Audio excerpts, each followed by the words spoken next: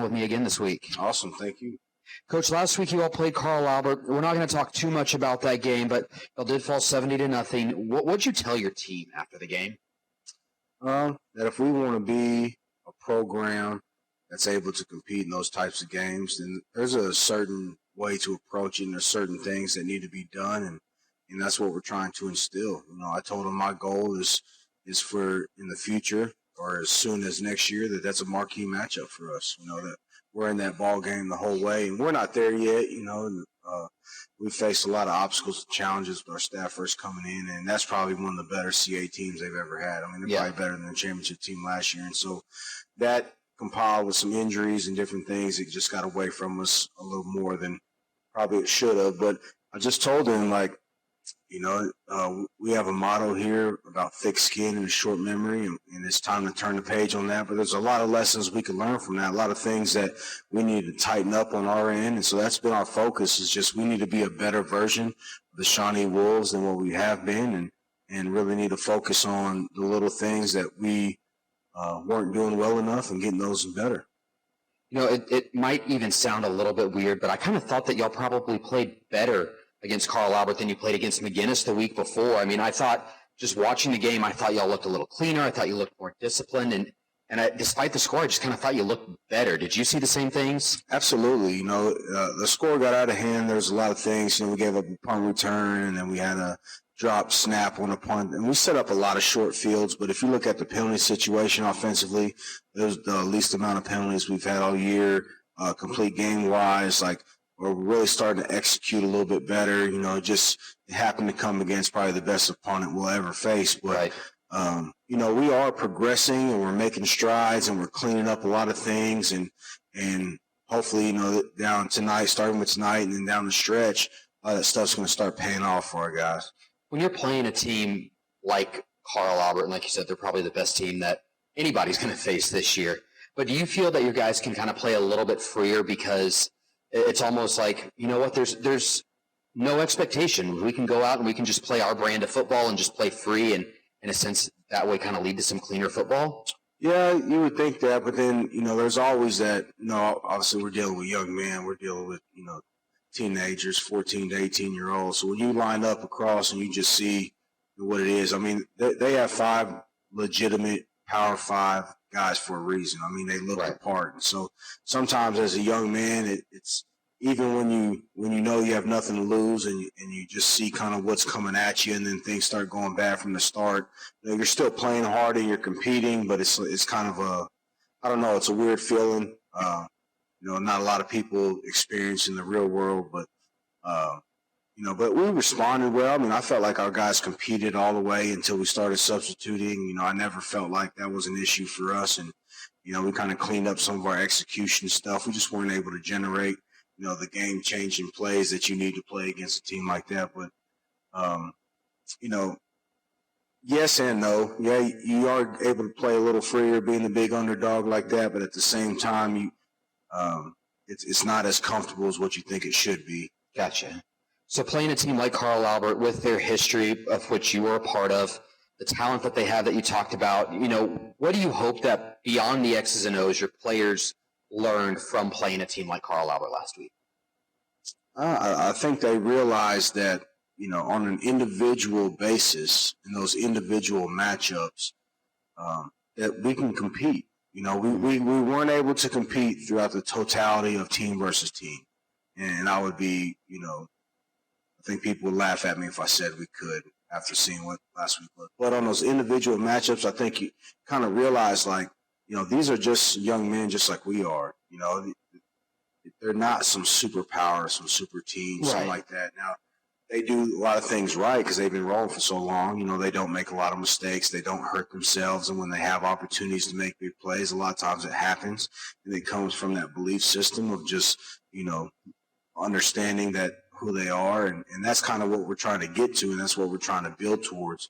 And there's a lot of programs chasing that too. And so hopefully we're putting in the right form and the right mix that one day when Carl Albert rolls into Shawnee, it's a primetime game. It's a big-time matchup, and the spread, so to speak, that the newspapers pick is a lot thinner.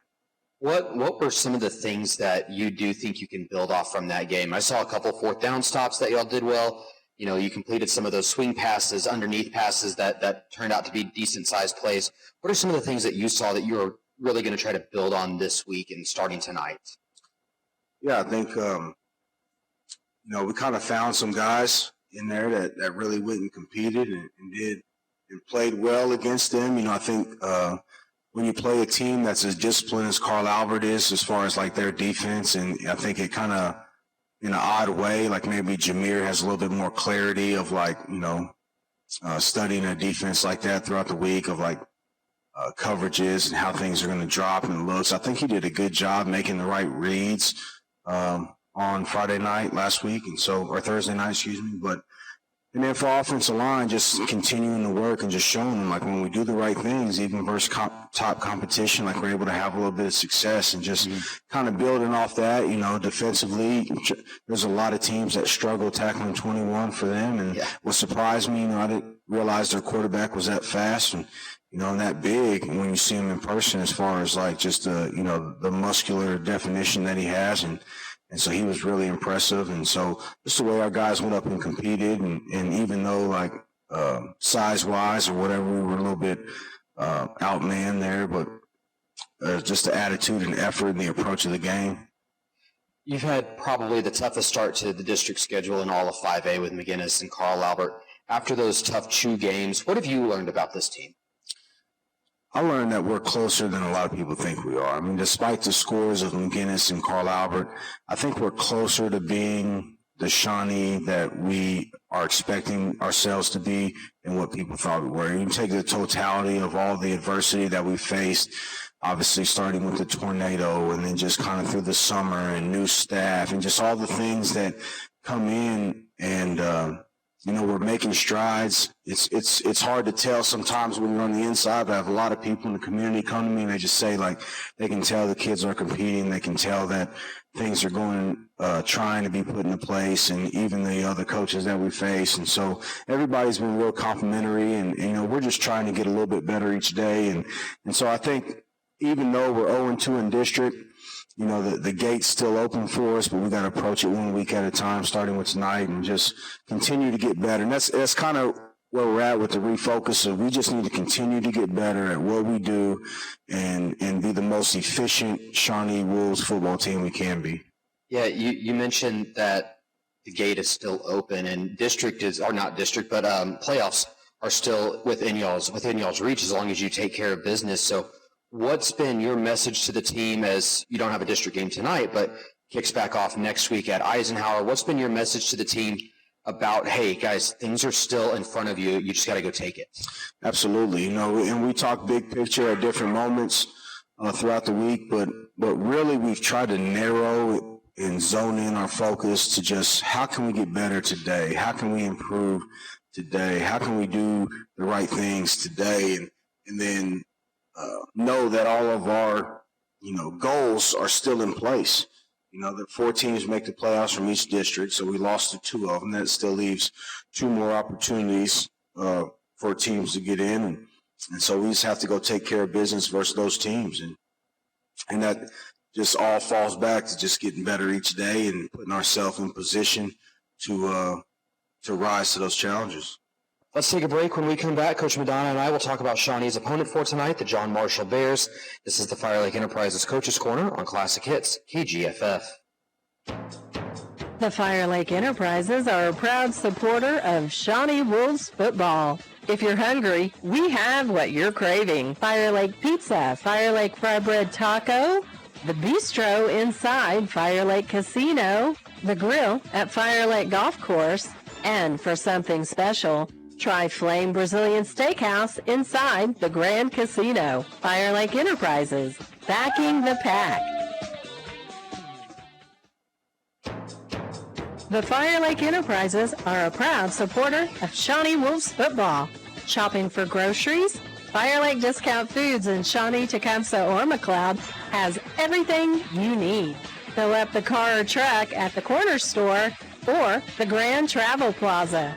And when the weather is great, there is no better place to be than Fire Lake Golf Course. Your Fire Lake Enterprises back in the pack. Welcome back to the Fire Lake Enterprises Coach's Corner here on KGFF. I'm Chris Cox, and I'm joined by Shawnee head coach Jason Madonna. And Coach, tonight your Wolves back in Shawnee. You're at your temporary home of OBU tonight, and y'all are welcoming John Marshall to town. And we'll start here. You've had an extra day to prepare with your game against Carl Albert being on a Thursday. How big is just getting that extra day in terms of health and just kind of resetting things after those tough 2 weeks to start district play? Absolutely. Being able to come in on Friday and get our post-game lift and film and things like that done and kind of, our meetings and things out the way, and then those kids get an extra day just to kind of be kids. Sometimes we forget that they're still teenagers, and, football and all high school athletics are pretty demanding as far as time is concerned and expectations. So sometimes just for them to get an extra day just to kind of relax and be young men and not have to worry about it for one day is a blessing, and kind of get healthy. And then obviously playing on Friday, we get that extra day of practice because we had back-to-back Thursday games. So get an extra day to kind of prepare and work situational things like that. And so then we had a rainstorm Wednesday, so we actually had to go inside for a little bit. So that didn't help as much. But we had a good week of practice, and I think our guys are prepared. I used the word in that last question, reset. Do you think that even though tonight's a non-district game, that you can use tonight and next week's game against Eisenhower as kind of a way to reset your season and allow y'all to really get back on track for that final month-long push? Right, absolutely. We're halfway through. We've got 5 games in, 1-4. And you could arguably say, we're a couple plays away from being 3-2. We've had those opportunities, and so the hope is now that we've learned from those, and so when we get in those type of ball games, now we're able to overcome and prevail. And so even though John Marshall is not a district game for us this year, they are in our district next year, so they will be in 2024. And it's still an opponent coming to town, and every time you play a game, football, you only get 10 opportunities guaranteed to you. So every time you get one of those opportunities, you have to take it with most seriousness and utmost respect. And they're a team that has some dynamic athletes, so they're a team that can come here and cause us some problems if we don't play well. And on the other hand, they're a team that we can go beat if we do. And so the gate's open for us, and hopefully we can get that win tonight and build some momentum. And we've got a long road trip next week on fall break, and go down there and back in the district game versus improving Lawton Eisenhower team. And so kind of get the ball rolling of our confidence, some momentum, and carrying on to the end of the season so we can really, accomplish some of our goals and then build some big momentum going into the offseason. You mentioned Marshall. They have a lot of really good athletes. They are 0-5, though, on the year. What have you seen from Marshall on tape? Well, they suffered from some of the same inconsistencies that we did early on. They also have a new staff coming in. Their head coach left this spring, their old head coach, left this spring, so they have a new head coach coming in. And, some of the penalty stuff, the turnover stuff that bit us early on also bit them. And so they find themselves in a situation where they haven't got a win yet, and then they're probably looking across the board at us at 1-4 and thinking, this is their opportunity to get a win, looking at record. And so it's almost a mirror image of us. I think we have some dynamic athletes on the edge, and we haven't necessarily played our best in the middle, and it's kind of the same for them. They've got some guys in number 1 and number 2 that are really special with the ball in their hand and make a lot of plays on defense. But inside the interior, their offensive and defensive line just hadn't played up to probably what they want standard-wise, and have allowed probably more than what they would desire. But so we have to go take advantage of that, and that's going to be the challenge tonight. It's going to be, can our skill guys neutralize theirs, and then can our offensive and defensive lines go win with consistency?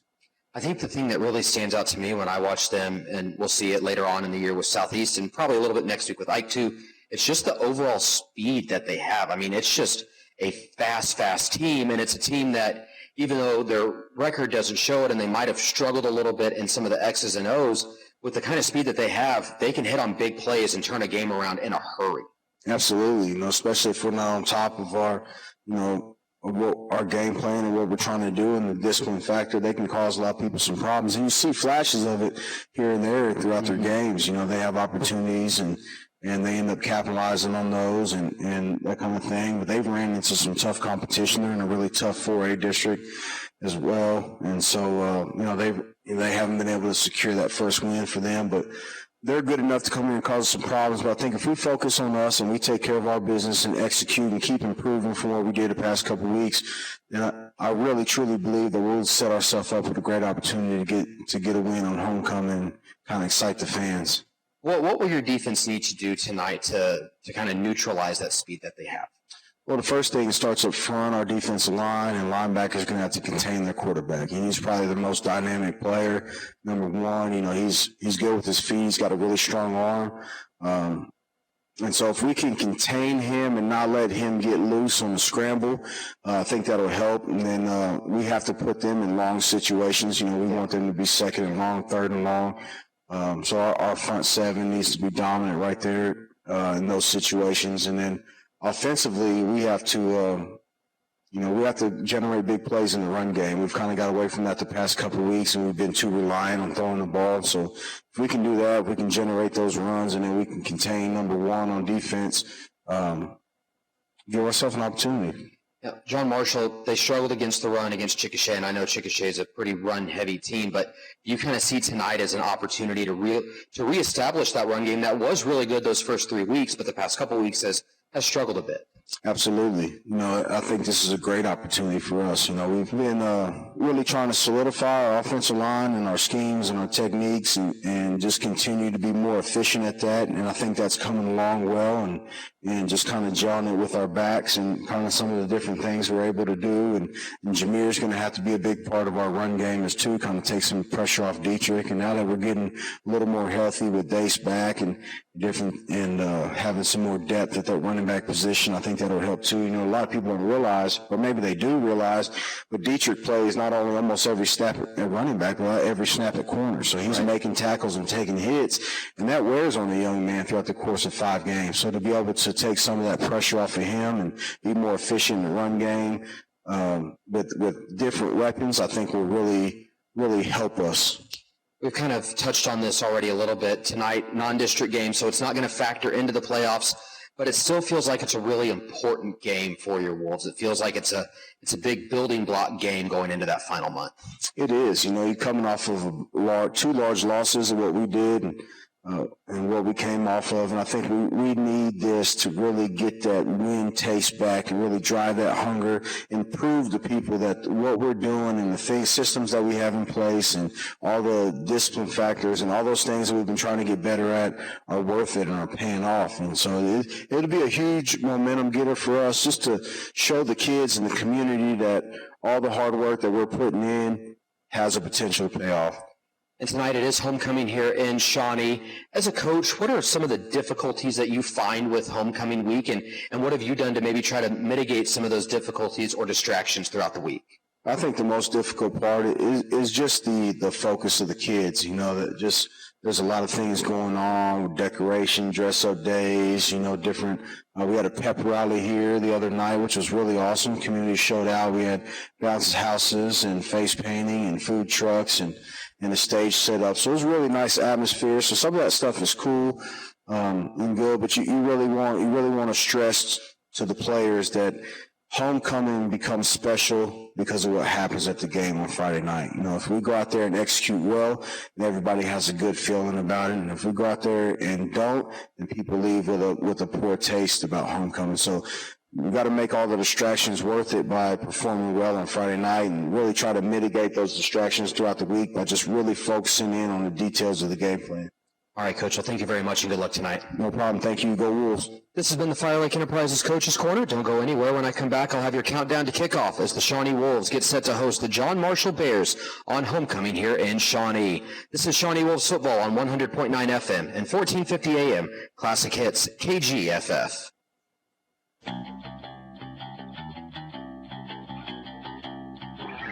KGFF Radio, in cooperation with the Oklahoma Secondary Schools Activities Association and the Shawnee High School Athletic Department, present Shawnee Wolves football. Shawnee touchdown! Shawnee touchdown! Touchdown! Shawnee! Wolves football on KGFF is sponsored by Fire Lake Discount Foods, Bank First, Harrison Discount Pharmacy, Citizen Potawatomi Nation, Fire Lake Golf, The Clinic Pharmacy, Watkins Heating and Air Conditioning, Berkshire Hathaway Benchmark Realty, Gordon Cooper Technology Center, Red's Tire and Battery, Finley and Cook, and Arvest Bank. And now Shawnee Wolves football is on the air. After dropping 3 straight, the 1-4 Shawnee Wolves are looking to get back on track tonight as they host the 0-5 John Marshall Bears in this final non-district game of the season. Hello, everyone, and welcome inside the Sovereign Bank broadcast booth here at Crane Family Stadium on the campus of Oklahoma Baptist University. I'm Chris Cox, and I'm excited to again be joined by my broadcast partner, Landon Green, as the Shawnee Wolves look to get a homecoming win over the John Marshall Bears. Landon, welcome back, and I'm glad that you continue to stay healthy, and I'm glad that you're back in the booth with me this week. Yeah, it's good to be back. Get to be back on homecoming. That's always fun, and yeah, everything came back negative, so we're good. We're good. There we go. Like you said, Landon, it is homecoming here in Shawnee, and we talk about it every year, but homecoming always brings just extra during the week, extra events, extra motivation maybe, but definitely extra distraction. So how did you feel with homecoming, and what were some of the challenges that you remember homecoming week bringing? It's tough. It's tough to not be distracted. There's so many different events going on, so many things that you're doing throughout the day just to, earn points for your class or whatever's going on.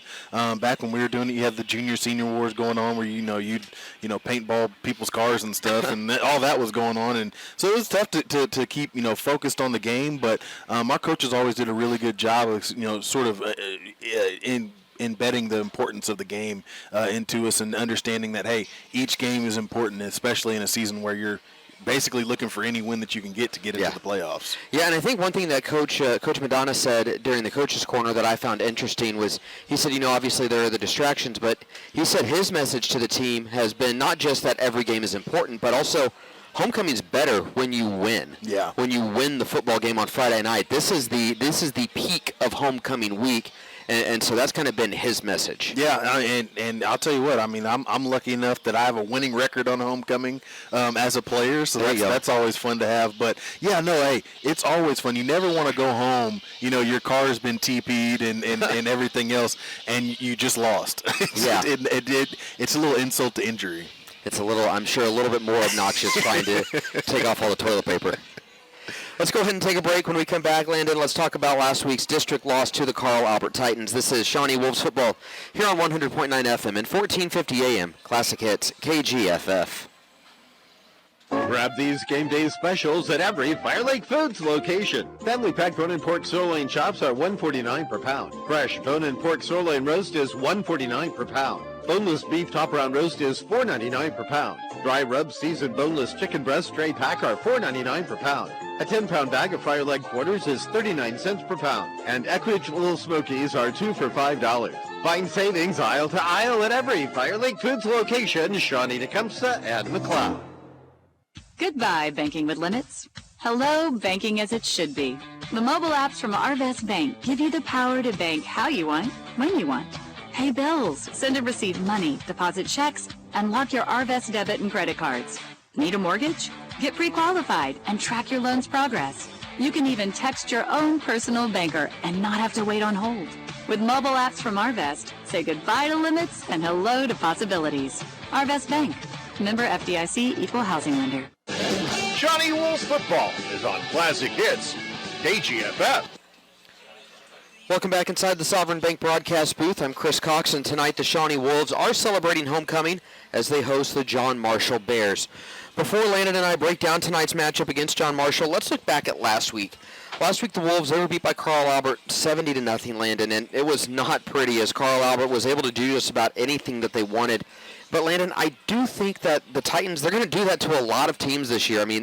They are probably the best team in the state. Yeah, you saw last week. There's a level up from the next level. Yeah. There's that next level past that, and Carl Albert hits all those marks. You're talking about them and Bixby being a team that, I mean, even now I think Carl Albert probably hang with them. I mean, they're two teams that are probably, like I say, they could beat anybody in the state right now. So, yeah, Shawnee found out last week just how tough that team is to play, and they found out, hey, what do we have to do to look like a state championship winning team, look like a playoff team? You saw it on the field last week. Yeah, I was listening to a podcast actually earlier today, and they were talking about Oklahoma high school recruiting, and they got talking about Carl Albert, and one of the guys just goes, good luck, 5A. Yeah. Good luck. Yeah, I mean, they have all those D1 prospects up there. They had basically the entire OU backfield for the next few years sitting up there. And so a ton of good athletes that come out of there. They're always good. But, man, that's a team now. That might be the best team that they've had in years. I mean, decades. Yeah, Coach Madonna thinks it's better than last year's state championship team. And, yeah, it's got to be one of the best teams that they've had in a long, long time. And, Landon, I don't know how much you were able to watch of the game last week, but I actually thought that Shawnee played better last week, despite the score, than they did in that loss the week before to Bishop McGinnis. They seem to play kind of cleaner football is how I would describe it. Yeah, much cleaner. I think they did a good job of kind of controlling what they could control. They just, sometimes you just get beat. And that happened a lot. They were in position a lot. Carl Albert just did a better job of making the play, and that's where Carl Albert's points came from, was them making the play rather than Shawnee being out of position. Yeah, and you talked a little bit about that level up that Carl Albert takes, and I mean, it's pretty obvious watching that game that Shawnee was outmatched. Carl Albert, they have at least 6 players that are going to play Division I sports. 5 of them are going to play Division I football. A slew of others that are going to compete at the D2 level. And Shawnee right now, they just don't have that. They don't have anybody who's going to play at the Division I level right now. They might have a few guys that could play Division II football, maybe some NAIA football, but that kind of talent gap, Landon, it's tough to overcome. And often, especially at this level of football, the more talented team is going to win, and you saw that last week. Yeah, it's not just talent over there. I mean, it's their mindset. I mean, even when they're down, it seems like they're always at least competing for a state championship. And so you're talking about a team that every year that they come in, when they're looking at their calendar for the year, they send the parents the schedule. There's a Thanksgiving practice time on that schedule. Hey, we're practicing at this time on Thanksgiving. I don't care what you're doing on that day, because we plan to be there practicing on that Thanksgiving. Yeah, and Landon, it's easy to talk about the negatives, and when you see a score like 70-0, it's easy to point out all the things that went wrong. But I did see a few positives from Shawnee. Like I said, I thought they played better than they did in that 48-10 loss to McGinnis a couple weeks ago. I thought Shawnee actually defended the pass pretty well. Kevin Sperry, the quarterback for Carl Albert, he put a lot of balls. Just about every pass was on point. And out of his 6 completions, 4 of those were broken up by Shawnee players, and then they had a couple of drops as well, Carl Albert did. But, I mean, Shawnee guys are in position to make plays on the ball. I thought that was really nice. They also did a pretty good job tackling. There weren't too many plays given up where guys ran for a lot of yards after the catch, and they got a pair of 4th down stops. And anytime you can do that against such an explosive offense, regardless of the final score, you can look at it and say, okay, we did some things really well against a very, very good team. Yeah, I mean, there were some times, I mean, there were drives where they would do really well. They would get inside the 40 and they just couldn't finish it. And that's, that's the coaching over at Carl Albert, getting their guys ready for, hey, whenever you get pressure on you, you got to push back. But, you're talking about, you saw a lot of well-executed offense. You saw a lot of well-executed defense. If they could just put it together and finish those drives, you'll see them sort of start to close the gap on the Guthries and the Carl Alberts and the Bishop McGinnises. Yeah, and I think right now that's kind of the big thing that Shawnee's trying to do. They're trying to take that next step. So that next step for Shawnee is, okay, let's compete for a playoff spot. And then it's, okay, let's compete to win district. And then it's, okay, let's compete with Carl Albert. I mean, Carl Albert's at the top of the pyramid in 5A, and they're going to be there until somebody knocks them off, which doesn't look like that's going to happen very soon. Yeah. But Shawnee's just trying to kind of get to that next level where they are consistently competing for a playoff spot and getting in the playoffs. And Coach Madonna talked about it during the Coach's Corner. I don't think they're that far away. I think you can look at the record, you can look at last week's score and just kind of say, well, Shawnee's still a long way off. But if you actually watch the game, if you watch how this team plays, I think they are making those improvements, and you can see it you can see it on the field. You can kind of see it in the team's body language even after a loss. Their confidence isn't shaken, and it's going to be interesting to see how they respond tonight. Yeah, we'll see. I mean, it's one of those things. These guys, you saw it at the Ardmore game that they won. You saw it in the Blanchard game that they came up to the very end and unfortunately lost that game.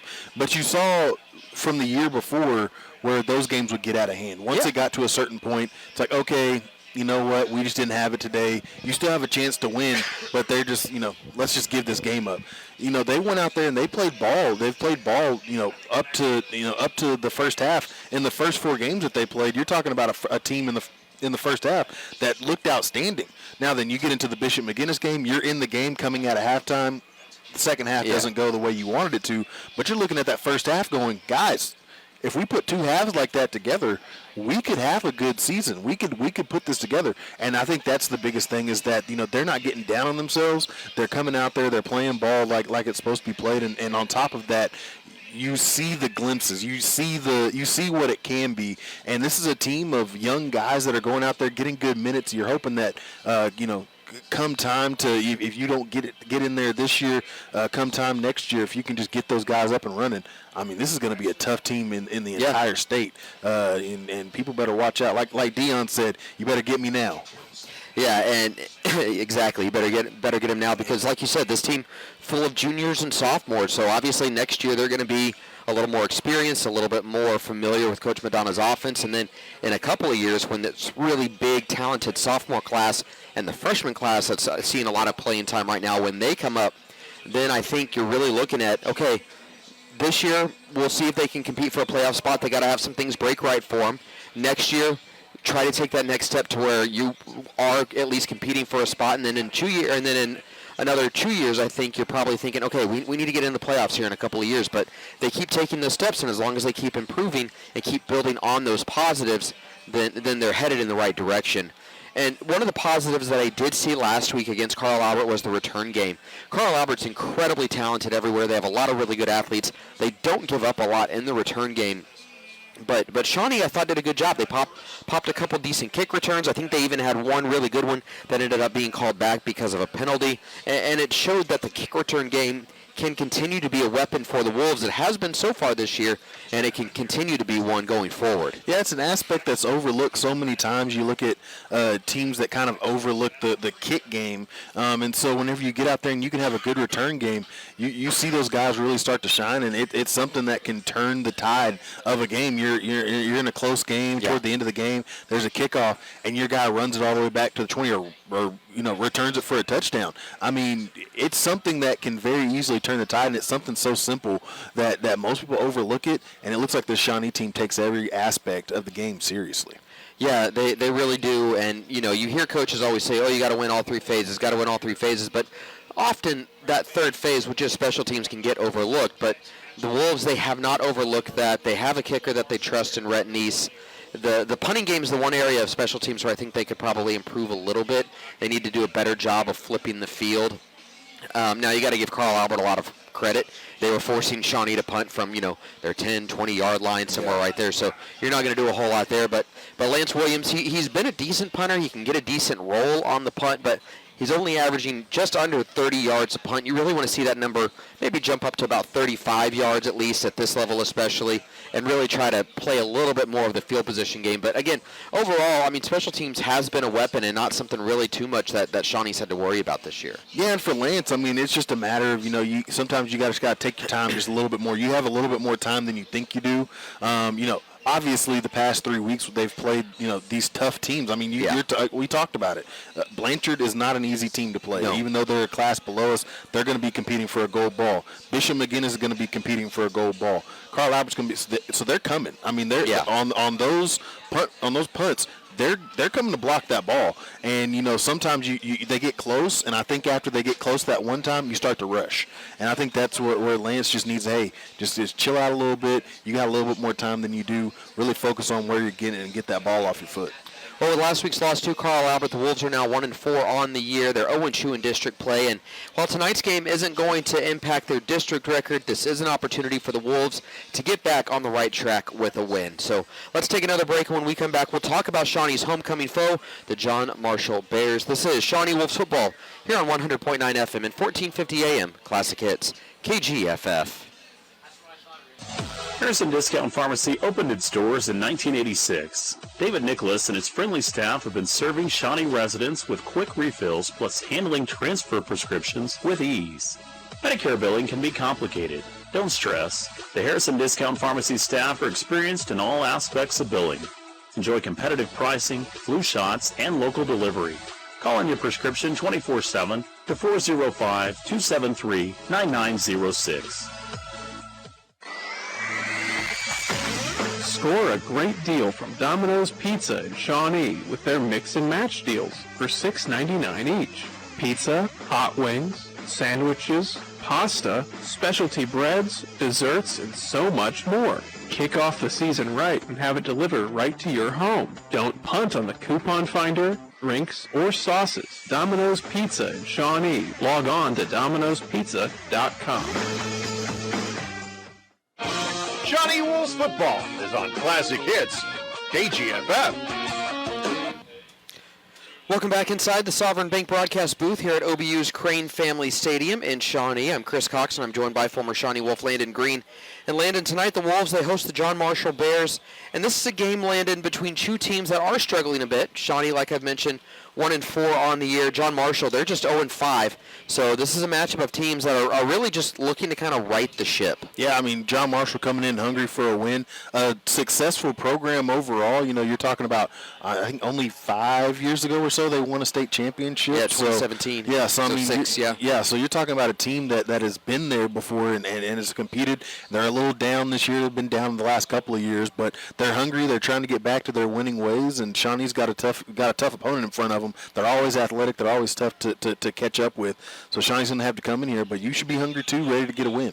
Yeah, and while Shawnee, you know, is looking at this game as, okay, one of those where they can reset, kind of reset things and get a win, Coach Madonna made the point in the coach's corner. John Marshall's looking at this game knowing the tough schedule they play and saying, guys, this is a game that we can win. So it's two teams that know that it's, you know, wins could be tough to come by this season and are looking at each other saying, hey, this is our opportunity. Yeah, absolutely. So, I mean, if you're Shawnee, you're coming in here, you're saying, hey, if we just execute, I mean, you can use this as a game to really propel yourself into that back half of your schedule where you get a win tonight, you execute well, you go in next week ready to go against Southeast? No, it's Piedmont next week, isn't it? No, it's Eisenhower. Eisenhower. Okay, yeah, Eisenhower. They're pretty good this year. They are. So I mean, if you go out there ready to go and execute this week, you go out there against Eisenhower next week and kind of, like I say, propel yourself into the back half of your schedule, and then you know who knows what can happen once you get to that back half.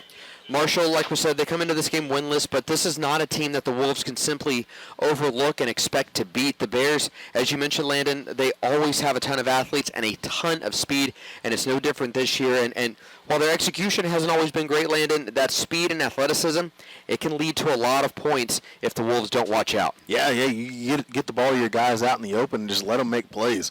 And John Marshall's been doing that. They did that last year, and that's how they beat Shawnee last year. I mean, they just got the ball to their guys and let them do the rest of the work. They didn't really block that well, but they just had guys that were able to scoot and get away from guys that were elusive. And so this John Marshall team's going to come back out, and they're going to do that again this year. And, this Shawnee team's got to be ready for it, come up, make sure tackles in the backfield. Offensively, Marshall, they're going to use their athleticism to their advantage. They don't run a ton, but they use a lot of screens and quick swing passes to get their athletes the ball in space.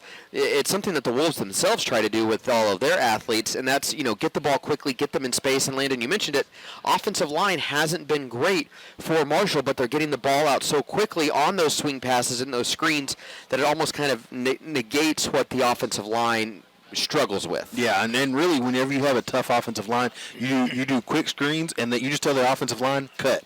Just go to dive at the defensive line's knees, try to take them out of the equation so that there's less people trying to get to the ball once the ball is thrown. That and the tush push, those need to be illegal. Hey, I'm telling you, those cuts are crazy, especially when you don't see them coming. They go right for your knees, and that tush push, I don't know. I mean, I don't know. It looks good. I'm a Jalen Hurts fan, so I can't take his best plays away. Oh, I am too, but I'm also a Dallas Cowboys fan, and I don't want to see it when the Eagles play the Cowboys. You're right.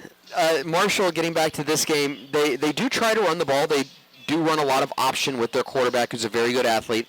And when their quarterback does drop back, though, when they do get in those passing situations, Landon, the Bears do tend to struggle. Offensive line, like we were just talking about, they don't block well. So the Wolves, they'll need to make sure that they keep John Marshall behind the chains and put them in those obvious passing situations and force them to try to complete a long pass and force that offensive line to try to block. Well, and that's one thing about this team. Coach Blitz gets his teams ready to go. They put a lot of pressure on the backfield to make a play. And if they can get back there quickly and kind of force John Marshall to make an improvisation play and sort of get him out of their wits, like I say, keep him behind the schedule. Yeah, you're talking about a successful night on defense. Defensively, when you look at John Marshall, the Bears run a 3-4, and it's one of those defenses, Landon, where they know John Marshall knows they don't have a lot of size up front. They have some big guys, but they just don't have a lot of big guys. So they want to get their athletes in a position to make plays in that 3-4 with more linebackers, maybe even a 3-3-5, and you throw out an extra defensive back. It allows John Marshall to get more athletes out there and have fewer of the big guys up front trying to take up space. Yeah, it's one of those things where, as an offense, you really got to focus on, getting the running game going against that 3-4. And where that starts is your offensive line on those combo blocks and those double teams. They got to make it to the next level. Yeah. So those athletic linebackers that John Marshall has, your guard, your tackle, your center, whoever's on those combo blocks has to be coming off those. They have to make the right steps. Once they make that right first step, they come off of those, and you got to get to that next level, open up space. Up the middle is where it's going to be tonight, and that's where you're going to find a lot of the success, because outside of that, in the secondary, John Marshall, they got guys that are just as good as your guys. But up the middle, if you can just keep it moving, kind of keep it in between the tackles a little bit, and you can get those guys out, get to that next level, you're talking about big-time success in the running game. And we'll talk about it a little bit more, but you're talking about the success in the run game. I think tonight, it's going to be a big night for Dietrich Beavers, but also I think for the first time, really, we'll see a lot more designed quarterback run with Jameer Owens because he is a stronger kind of runner. And then I think we're going to see more Deshaw. I believe he's fully healthy now. And given how much Dietrich plays, I mean, he's been playing virtually every snap on the offensive side of the ball and on the defensive side of the ball. I think that Coach Madonna, it sounded like he said during the coach's corner, he's going to want to start to kind of rotate those backs a little bit more, and so I think you might see a little bit more Deshaw, a little more Jameer Owens running from that quarterback spot. Both those guys also bigger than Dietrich, able to kind of pound their way forward maybe a little bit more than Dietrich can. Yeah, I think all three of those guys, they give you a different look in the backfield, and so you can kind of slow it down however you need to. If you need to speed it up a little bit, you can throw them out there. If you want to see what you can get in the run game with Jameer, he's athletic enough to make it happen. But it's all going to start up front. You got to make it to that next level and clear those guys out. Yeah, John Marshall, they have struggled tackling this year. When you watch them on film, it seems to kind of be their biggest issue defensively. They find themselves in good position from the film that I've seen, and they have the speed to get to the ball, but they just can't seem to bring down the ball carrier. And Landon, we've seen how elusive Shawnee's athletes can be, so if Marshall struggles to tackle tonight, that could be big for the Wolves. Yeah, that's a tough thing. That's the trade-off. You got great athletes, but they may not necessarily be great football players. And I think that's where you get, in those situations where, hey, they got speed, they can get to the ball, they get around the ball, but then they don't wrap up. They just try to shoulder tap you or hit stick you. The 05 Madden guys out there, they try to hit stick you. And with Shawnee and the way that they run the ball, the way that all their guys sort of run low to the ground, they got lower center of gravity. It makes it tough to bring them down. And so those athletes, what they do, they depend on their athleticism to make it out there, but then you got to depend on your skill as a tackler to bring the guy down, and sometimes they just can't do it. Yeah, and by the way, Landon, all of these kids out here tonight were born after the 05 Madden game came out, so just... Oh, man. Oh, well, now I'll let you think about that. I'm not old, but I feel old now. That's kind of what we can expect to see from John Marshall tonight. Let's go ahead and take another break, and when we come back, Landon, we'll have our players to watch and keys to the game. This is Shawnee Football here on Classic Hits KGFF. Whether buying or selling, you can count on Berkshire Hathaway Home Services Benchmark Realty to be your real estate advisor, negotiator, and trusted professional for all your real estate needs. We believe every client deserves a knowledgeable, well-trained agent to represent them. Our goal is to ensure our clients a stress-free experience. Need advice about real estate? Call Berkshire Hathaway Home Services Benchmark Realty at 275-8182 or 598-2126. Please visit our website at bhhsbenchmark.com. Citizen Potawatomi Nation's Cultural Heritage Center, located near Shawnee, Oklahoma, features 11 immersive galleries with digital and interactive exhibits. Visitors learn about the tribe's history from origin stories to modern day and gain an understanding of Citizen Potawatomi oral traditions and lifeways. Admission is always free. Open weekdays 8 a.m. to 5 p.m. and Saturdays 10 to 3. Visit the Cultural Heritage Center on the web at PotawatomiHeritage.com and on Facebook. Shawnee Wolves football is on Classic Hits, KGFF. Welcome back to Shawnee's temporary home for the year, Crane Family Stadium, here on the campus of Oklahoma Baptist University. We are inside the Sovereign Bank broadcast booth as the 1-4 Shawnee Wolves get set to take on the 0-5 John Marshall Bears. It's homecoming here in Shawnee, so with that said, let's take a look at some of those players that could have a big impact on today's homecoming game.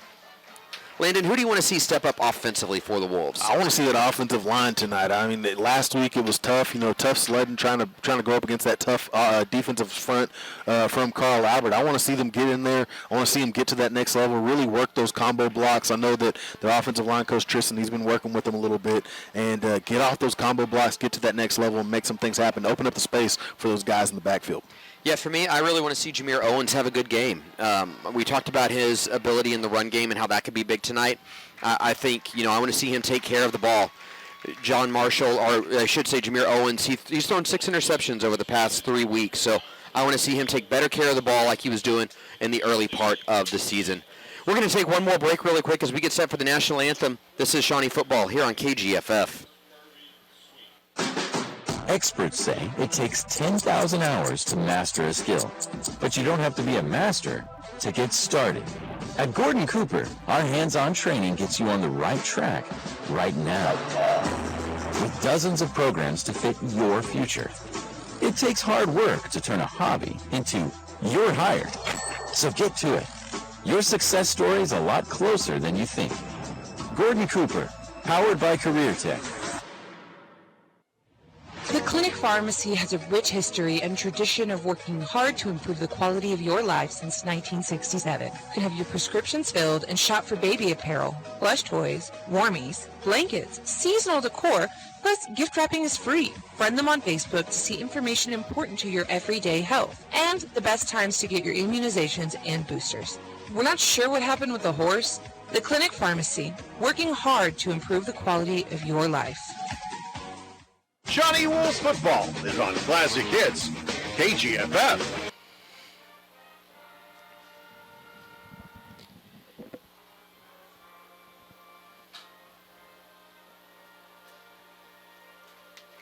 And that was the tail end of the national anthem there for you, performed by the Pride of the Pack, the Shawnee Band. Landon, you were a member of the Shawnee Band. I was. Hey, all-district first chair a couple of times. I had a good time in band. There you go. We were talking about some of the players that we want to see step up for the Wolves tonight. You talked the offensive line. I was talking Jameer Owens, especially taking better care of the ball. Big plays are going to be there for the Wolves tonight, I think, and I want to see Jameer Owens actually hit on those tonight, take better care of the ball, put the ball in good spots. So who do you want to see step up defensively for Shawnee? I think I talked about the offensive line. I want to see that defensive line tonight. There's going to be a lot of times where you're going to have to get out there and make a few plays tonight. If they can put themselves in a good position, they can have a really big night tonight. You're talking about some guys out there that have been looking to have take that step up, have that big night. I think tonight's a good night for it. For me, it's Ryan High. I think teams have done a pretty good job the past couple of weeks kind of scheming to take him out of the game. He still ended up with double-digit tackles against McGinnis and was close to that against Carl Albert last week. But I want to see him be a bit more aggressive getting to the ball like he was early in the season and have a big impact on the game. With the speed that John Marshall has, I think his athleticism is going to be huge tonight, trying to get out to the edge and kind of breaking up some of those swing passes and then some of those screens that might happen as well. If he can read those well, I think he can have a really big game tonight for the Wolves. Yeah, he's a guy that brings a lot of momentum, a lot of compassion, or a lot of passion to the game, and he has a high football IQ. He always puts himself in a great position, and he's a guy that goes out there and he plays ball. And so if he can have a big game, he pretty much goes where his team goes, and so you can do it. Speaking of the band, I just saw my old band director down there, Kirby Sweeney. I just saw him down there directing the band, so the old Curbster's back. But anyway, back to the game. Ryan Hyde, but he's a guy that can really turn the tide for you on the defensive side. Let's go ahead and take one more break, and when we come back, Landon and I will have your injury report and the starting lineups. This is Shawnee Wolves football here on 100.9 FM and 1450 AM. Classic Hits, KGFF. Tip number 1 is to relax and have fun. Fire Lake Golf Course is the perfect place to soak up the outdoors with friends and family. Golf is a great way to challenge yourself, no matter your age. There's no better feeling than when you hit a great shot or sink a long putt. Relax, have fun, and keep your eye on the ball at Fire Lake Golf Course. Book a tee time. Call 405-275-4471. Aquamation, Oklahoma's first and only advanced green technology in water-based pet cremation. It's the mission of Pause to Remember, to provide caring, loving, and compassionate services to our families experiencing the loss of a beloved pet. When it's time to cross that rainbow bridge, Pause to Remember can provide the services you need. Call them at 405-695-006 or stop in at 5106 North Harrison. Pause to Remember, a service of McElroy and Owens of Shawnee. Shawnee Wolves football is on Classic Hits, KGFF. Welcome back inside the Sovereign Bank broadcast booth here on the campus of Oklahoma Baptist University. I'm Chris Cox, and tonight the Shawnee Wolves get set to take on the John Marshall Bears, and it is homecoming here in Shawnee, Landon, and the captains for this homecoming game heading out to midfield for this coin toss. Captains for the Wolves, Jameer Owens, Jason Hare, Ryan Hyde, Dietrich Beavers, a couple guys that we really highlighted in that last segment. For John Marshall, their captains tonight, Mikkel Johnson, Terrence Caldwell, looks like Jared Davis, and then Jedson Randall out there for the Bears. But Landon, let's go ahead and run through the injury report real quick for you. And the Wolves do have a few injuries. Obviously, the big one is Chuffy Walden, who's out for the year after tearing his ACL against Bishop McGuinness. Kiefer Landis, he appears to be getting closer to a return, Landon. He's not going to play tonight, but he's been doing some practice. He's actually out on the sidelines tonight. Coach Madonna said that he's still waiting he needs to pass a few more tests before he can be cleared for contact, but he's able to do some of the non-contact stuff, so he's at least getting closer to being ready.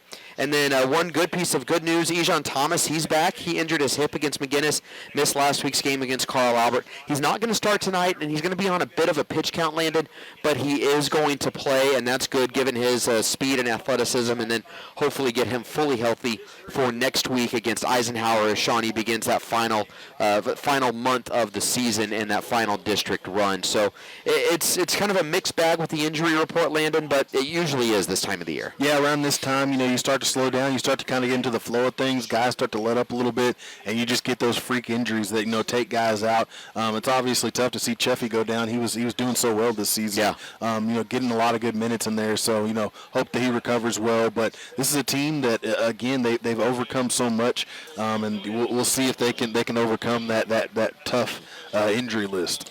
That is a look at your injury report, and now as we get closer to this opening kickoff, let's go ahead and take a look at your expected starters. First off for the Shawnee offense at left tackle, a 5'10", 285-pound sophomore, number 66, Kendall Gillum. At left guard, a 6'3", 210-pound junior, number 75, Warrior Squire.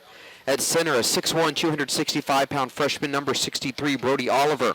At right guard, a 5'10", 235-pound senior, number 62, Harvey Villa.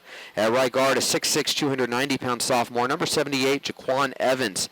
At slot receiver, a 6', 150-pound junior, number 4, Keno Citizen. At wide receiver, a 6'2", 175-pound sophomore, number 6, Zyron Campbell. At wide receiver, a 5'11", 145-pound junior, number 84, Darren Sheeter. At fullback for the Wolves, a 6', 190-pound senior, number 25, Quentin Trapp. At running back, a 5'6", 135-pound junior, number 20, Dietrich Beavers. And at quarterback, a 6', 160-pound junior, number 3, Jameer Owens. And now here's the projected starters for Shawnee's 4-3 defense. At defensive end, a 6'2", 215-pound junior, number 11, Toby Gray. At defensive tackle, a 5'10", 250-pound junior, number 60, Rayson Campbell. At defensive tackle, a 6'2", 275-pound freshman, number 73, Logan Skelton. And at defensive end, a 6'3", 245-pound junior, number 80, Demario Joyner. At outside linebacker, a 6'1", 190-pound junior, number 10, Ryan High. At inside linebacker, a 6'2", 205-pound senior, number 40, Jason Stone. At outside linebacker, a 6 foot, 195-pound sophomore, number 16, Jaden Smith. At corner, a 6'2", 175-pound sophomore, number 6, Zyron Campbell. At corner, a 5'6", 135-pound junior, number 20, Dietrich Beavers. At safety, a 6 foot, 175-pound sophomore, number 23, Lance Williams. And at the other safety, a 6'1", 170-pound junior, number 24, Dace Shaw. And Landon, on the starters I gave you the wrong name. Number 40, inside linebacker for the Wolves, Yep. Jason Hare. You're right. I was reading it off. I did the teleprompter thing again. So. Hey, you know what? I've done that too, and I don't know why I typed it up that way. I know his name's Jason Hare. We're going to call his name a bunch tonight. He's going to make a bunch of tackles, very likely, for the Wolves. So we'll make sure to get it right. And if you're one of Jason Hare's family members, I apologize, but we'll get it right for you. Handling the kicking duties for Shawnee, number 31, Junior Rhett Neese. Handling the punting duties is junior number 23, Lance Williams. Those are your starters, and we are just around the corner from the opening kickoff. And before we get going here from OBU's Crane Family Stadium, Landon, what's better than listening to Wolves football here on KGFF? I don't know what is better than listening to Wolves football on KGFF. It's listening to Wolves football on KGFF while you eat some Domino's pizza. And right now you can get 20% off your entire Domino's order by using the coupon code 1126. That's 1126 to get 20% off your entire order only at Domino's.com. Shawnee kicking off to start this game. Shawnee won. They elected to defer. The Wolves wearing their blue uniforms tonight, white pants, white helmets for Shawnee. They are kicking left to right and kicking with the wind to start the game. A pretty good wind, about 14 miles per hour right out of the north.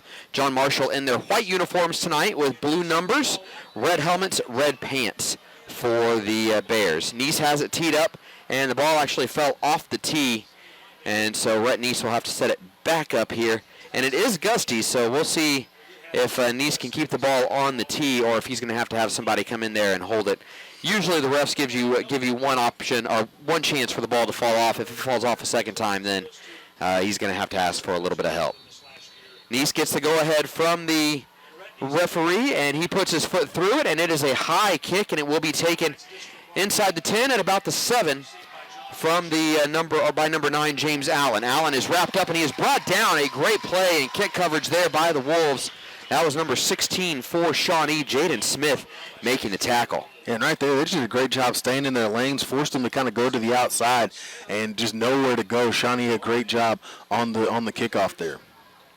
It will be 1st and 10 for John Marshall at the 14-yard line. As the Bears will come out, we will see what they come out with here offensively. Shawnee coming out in that 4-3 defense. It looks like they've actually made one change to the starting lineup. It looks like Noah Waldrop might be down there at one of the defensive end positions. Two receivers to the right, one in motion as Marshall gets the snap, and there is a handoff, and that is Allen, and Allen is wrapped up and brought down. And there is number 10, Ryan High, one of the guys I talked about, a gain of 2 by Allen on that opening carry. Yeah, right there, Ryan High, great job. He gets up the line. He notices that the ball is going to the other side of him. He works his way down the line, does a great job wrapping up and bringing the ball carrier down. A gain of 2 on the play. Marshall coming out, 2 receivers to the right side, 1 receiver to the left. 2 backs in the backfield. And it looks like Shawnee jumped, and so that'll be 5 yards coming up for Marshall.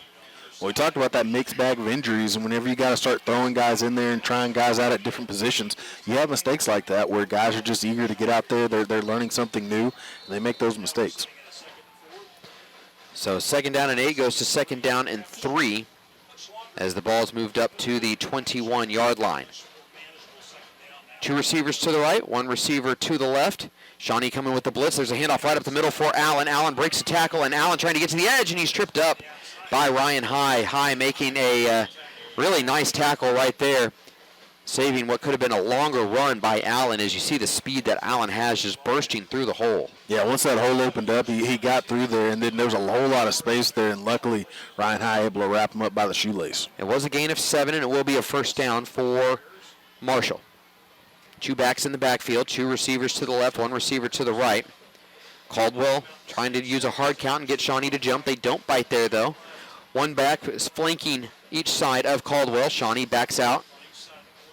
And the Wolves will move to his own defense, it looks like. Caldwell looking to throw. Caldwell's time is running out. He's going to step up and try to scramble. And Caldwell is planted and might have gotten a few yards out of it, but was hit pretty hard and kind of stood up and then driven down. I think that was Jason Hare who was in on the tackle. Told you we knew his name. Well, right there, I mean, John Marshall runs a lot of crossing routes right there, kind of comes up the middle. Not a lot of space, and Shawnee does a great job of really containing, forcing the quarterback up the middle where all the defenders were, and they did a great job wrapping them up. 2 receivers each side for Marshall, 2nd down 7 from the 31-yard line. 1 back in the backfield. It's Allen back there with Caldwell. Caldwell gets the snap, hands off to Allen. Allen breaks the tackle. Allen trying to get into the open field, and Allen is brought down. A shoestring tackle there by Ryan High. He was hit in the backfield. I didn't see who had him, but they didn't wrap him up and didn't bring him down, and now it'll be 3rd and short. Well, he's showing you the explosiveness because once he gets away right there, there's not a whole lot of space to maneuver. He finds a way to get out of there, kind of gets out of that phone booth, and is able to shoot forward and get close to that first down marker. And this is what the Shawnee defense does not want to be in. They don't want to be in 3rd and short. They want to keep Marshall in those 3rd and long situations. 2 receivers to the left, 1 to the right. 2 backs in the backfield. Handoff goes to Allen. Allen trying to stretch it out, and Allen's going to be stopped for a loss. A loss of 1 on the play, and that'll bring up 4th down and likely a punt here for Carl Albert. I think that was Waldrop who made the tackle for the Wolves. Yeah, and right there, just a great job of containing on that right side of that defensive line. Just kind of held their blocks up for the offensive linemen, let everybody flow in there. Those linebackers did a great job cleaning it up in the backfield. It looks like Marshall, at least for right now, is going to keep their offense out there on 4th down and 3 from the 35-yard line. Caldwell with 1 back flanking each side of him, and now Caldwell will step back a few yards further, and he will punt this one away. It is a high punt, and Shawnee just gets away from it, and they'll let it roll, and it will be downed at the 40-yard line. So the Wolves come up with a stop on 3rd down, force a punt, and now they'll have good field positioning at the 40-yard line. And that's one right there. We talked about, John Marshall, how well they do in 3rd and short, and they do a great job getting off the field there. That's huge, a huge answer for a drive that, had a couple of things break John Marshall's way. You answer the call there, put your offense out there. Now let's see if this offense can execute and pick up this defense where they gave them the ball. Shawnee coming out with their first drive here on offense, beginning at the 40-yard line, going left to right to start this game. 2 receivers to the right side, 1 receiver to the left, 2 backs in the backfield. There's a handoff to Beavers. Beavers goes up the middle, and Dietrich, with a decent run on 1st down, gets 4 up to the 44-yard line. Looks like we're going to have a John Marshall player down here. Yeah, it looks like number 21 for John Marshall, Brandon Thomas, might be injured on the play. And he's taken off his helmet, and he is on the ground in a heap. We're going to take a break for this injury timeout as they tend to the John Marshall player. 8:40 to go here in the first. We are scoreless. This is Shawnee football here on Classic Hits KGFF. Fred's Tire and Battery is locally owned and proudly serves Shawnee and the surrounding area. With 2 locations, you get fast professional service. Fred's offers alignment, oil changes, and a complete line of batteries, all proudly made in the USA. Plus Firestone, Bridgestone, and Mastercraft tires. The next time you need service on your car or truck, be sure to stop in Fred's Tire and Battery. 2 convenient locations, 16 West Highland and 2533 North Harrison. Your one-stop, on-the-spot auto service headquarters. Hey, Shawnee fans, Finley & Cook CPAs is proud to be part of the Wolves Pack for over 75 years. From the heart of Shawnee, Oklahoma, we've seen legends rise and unforgettable moments shine on the field and court. As our Wolves tackle, dribble, and score, remember, just like Shawnee's spirit, our commitment to our community and Wolves never wavers. Go, Wolves! Proudly supported by Finley & Cook, serving Shawnee's numbers, nurturing Shawnee's dreams. Shawnee Wolves football is on Classic Hits KGFF. Getting back to action here inside Crane Family Stadium on the campus of OBU. Shawnee with a 2nd and 6. 2 receivers to the left side, 1 receiver to the right. There's another handoff to Beavers. Beavers going out to the left side. Beavers trying to get the edge. Beavers does. Beavers with blockers in front of him. Breaks a tackle. Stiff arms a guy. And he is into John Marshall territory at about the 35-yard line. A good run right there by Dietrich Beavers. Yeah, and that's one right there. The offensive line did a great job sort of getting to that edge, forcing guys out. And that's one where if you get out of position, as long as you're running to the sideline, you're just going to push that guy to the sideline. Dietrich Beavers does a great job cutting off the tail end of that tackle and makes a huge run there. 1st and 10 for the Wolves. Ball at the 35-yard line in Marshall territory. 3 receivers to the right, 1 receiver to the left, 1 back in the backfield with Shawnee. And that is actually going to be Quentin Trapp, who's the lone back there with Owens. Jameer gets the snap. It's a high snap. It goes over the head of Owens. Trapp picks it up, and Trapp is going to be just wrapped up and brought down. And Landon, after a big play like that, a mistake right there by the center on the high snap, and that'll be a big loss for the Wolves. Yeah, and like I say, I mean, it's one of those things, again, where, that's sort of been the thing of the season, the theme of the season, if you will, that, just great plays, and then there's just one backbreaker kind of stuck in there that makes it tough on you. Brody Oliver playing center for the first time in this one, sailed that snap. And that's a loss of 11. Handoff goes to Beavers. Beavers going to the left side again. Dietrich trying to find the edge, and Beavers breaking some tackles, and Dietrich Beavers making a nice run there on 2nd down to make 3rd down very manageable as he gets up to the 31-yard line. Just keep giving him the ball. Yeah, again, it's one of those things where, I mean, they're doing a great job, Shawnee, of blocking out on the boundary. The receivers in front of them are doing a great job. Looks like the Deshaw out there, or I can't see that number out there, but Trapp. Quentin Trapp out there doing a great job of making plays, getting guys out of there, and giving enough space for the backers to run. Again, 3 receivers to the right, 1 to the left. And Owens gets the snap. Owens looking to throw. He'll just step up. He'll run on a designed run. And Owens with a nice run. And as he tried to sit down, he got hit. No flag, but a 1st down for the Wolves as Jameer Owens runs up to the 21-yard line. Yeah, again, a great job there, really selling the draw, gets up the middle, and he's an athletic guy. He's athletic enough to get that 1st down. A great executed play there by the Wolves. Tackle made by number 9, James Allen. It'll be a 1st down for Shawnee. 1st and 10 from the 21-yard line. Handoff goes to Beavers. Beavers goes up the middle, breaks the tackle. Dietrich running and still pushing his way forward. Man, he is small, but he is so strong. And that'll be another 1st down as the Wolves into the red zone now with a 1st and goal at the 10-yard line.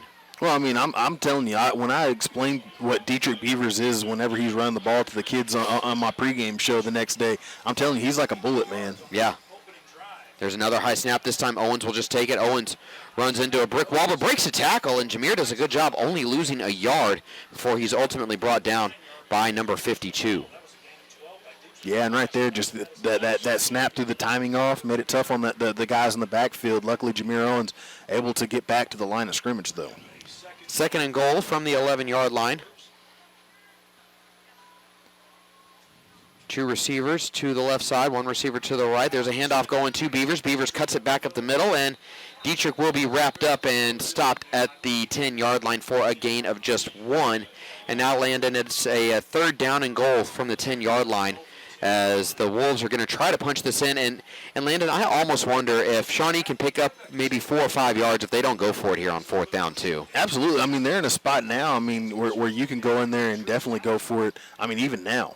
3 receivers to the right, 1 tight end to the left. Here's Owens looking to throw. Owens will stop. Owens will fire this one into the end zone, and a touchdown for Shawnee. Zyron Campbell with the touchdown grab, his first of the season, and the Wolves on top, 6-0. What a great play design right there for the Wolves. Yeah, right there, just get him off balance, have Zyron Campbell cut against the grain there on the defense. He's able to sit down right there in that zone, and he's just wide open. He doesn't go too far to get covered by somebody on the other side of the field. He just sits right down in the middle, and Jameer Owens, a great pass there to get into the end zone. Zyron was so open, he was jumping up and down, calling for the ball. Extra point by Rhett Neese is up, and it is good as Neese puts the Wolves up 7-0 here with 5:48 to go in the first quarter. A good drive by Shawnee, Landon. They had to overcome a couple of their own mistakes, but they were able to do that, and they were able to punch it in and get on the board first. Well, and we saw it on defense. We've seen it on offense now. You have to answer those blows that you take, and they did a great job going out there, answering the call, and going in there and putting 7 on the board. And then they did a great job on the other side getting the stop. So far tonight, you're 2-0 on those drives that you've had. You got to keep winning those drives. The Wolves up 7-0 right now after a nice drive, a 60-yard drive by the Wolves. It took them 9 plays to go 60 yards, and they were able to punch it in 4-6 and then get the extra point 4-7. Beavers on that drive, by the way, 5 carries, 52 yards, as he's off to a really good start in this one. Again, he had a great start to the season, had 100 yards in both of the first 2 games, was held just under 100 yards against Blanchard, and then against McGinnis and against Carl Albert. It was difficult, to say the least, as he struggled to find any sort of room, but it seems to be there tonight for Dietrich, who already has 52 yards just off one Shawnee drive. Yeah, I mean, he's a guy, if you give him enough time, give him enough space, he's a guy that can really go out there and make it happen. Those last couple of games, it's been tough to find the space that you can get them, especially with how good those linebackers and defensive linemen are from those teams. But, hey, this week you're going out there, going up against a team that you can definitely bully up front, get them out of the way, and give Dietrich a chance to have a big game tonight. Brett Neese with the ball teed up for the Wolves, and back deep, it looks like it is number 1, Mikkel Johnson, quarterback back there to receive, or one of the receivers, I should say. And that one goes into the end zone. That'll be a touchback for Brett Neese. We haven't seen too many of those from him this year. In fact, that's just the second touchback of the season for Neese, but especially with the wind at his back, he has the leg strength to get it through there. Yeah, good solid kick. Don't give John Marshall a chance to gain any momentum in the kick game. See what they can do here, see if they can get another stop on defense for the Wolves. 1st and 10 for John Marshall at the 20-yard line. As the Bears come out, Shawnee still in that 4-3 defense. As Marshall comes out with 2 receivers to the right side, 1 receiver to the left. 1st and 10 for the Bears. They have an H-back just behind the line of scrimmage, and then a tailback behind Caldwell. There's the snap. Caldwell running the option. Caldwell going to pitch it. That pitch goes over the head, and it is recovered. Is it recovered in the field of play? It is not. It is out of bounds. Shawnee just could not jump on it. A great play by defensive end Toby Gray, as he jumped up there, actually tipped the ball away, and then it goes out of bounds. Shawnee could not recover in the field of play. Well, that's one of those odd things right there where, I mean, he's in the middle of the defense when he pitches it. I don't even think he can see the ball here, the guy he was pitching it to. So an interesting play there, and fortunately for John Marshall, the ball goes out of bounds. It is a loss of 3 on the play. 2nd and 13. Here is Caldwell looking to throw. He's going to have to scramble. Caldwell steps up, breaks a couple tackles, and Caldwell is knocked down, and he picks up 12 of those 13 yards, and it'll be 3rd down now and 1, as I think that was Delmon Miller who came up and made the hit. Yeah, and that right there, just a great job downfield in the secondary of covering up all the guys. Just couldn't get to him on the defensive front, and he's able to find his way close to that 1st down marker. So it will be 3rd down now and 1 from the 29-yard line. 3 receivers to the right side, 1 receiver to the left. Here's Caldwell. He'll hand off to Allen. Allen goes up the middle, and Allen gets just enough. He needed 1. He got about 3 after he fell forward, and that'll move the chains for John Marshall. Yeah, and right there, just one of those things where you just got to, like you said, create enough space for him to get the 1st down. He shoots through the gap, and he's able to fall forward and get it.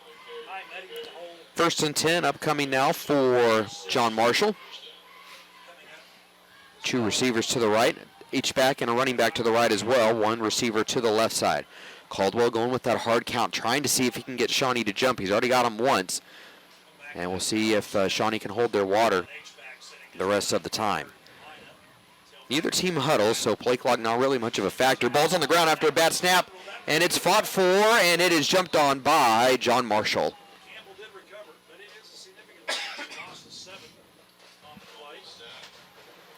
A loss of 7 on the play. And right there, just another chance for Shawnee to get on top of the ball. Couldn't get on top of it, but it was rolling around there. They had a ton of opportunities, just couldn't get on top of it. Luckily, again, rolls right back to John Marshall. So it will be second down now and long to go. Here's a long throw, and that pass just floats up there, and that is going to be incomplete. And Dietrich Beavers is looking for offensive pass interference as there was a ton of contact. That ball just floated and ended up falling incomplete. Yeah, I mean, if the rule of the field is, as a defensive man, you have to turn your head around and make a play on the ball. I mean, the receiver never turned his head around and made a play on the ball. He just kind of tackled him out there. But hey, it'll fall incomplete, and you're still in 3rd and long. So 3rd and long upcoming for John Marshall. 2 receivers to the right side, 1 receiver to the left, 2 backs in the backfield. And this is the setup that Shawnee wants to be in, the position Shawnee wants to be in with those 3rd and long situations where it is an obvious passing down. And now John Marshall will split out 1 more guy, so you have 2 receivers each side. Play clock down to 5. There's the snap. Caldwell looking to throw. Caldwell under pressure, and Caldwell will be dropped. LaRon Thomas gets back there and gets the sack for the Wolves. Yeah, LaRon Thomas, a fast guy. We see him in the receiving position on the offensive side. He gets back there quickly and he does a great job getting off the block. And then I don't think Caldwell ever saw him. He just came up right behind him and brought him down quickly. That's going to be a loss of 9 on the play, and that'll bring up 4th down and 25 now for the Bears. And they will punt this one away. And it looks like Deshaw is the deep man. We'll see if he gets a chance to return one here. Marshall kicking into the wind. They're waiting to get everybody on the field that they need.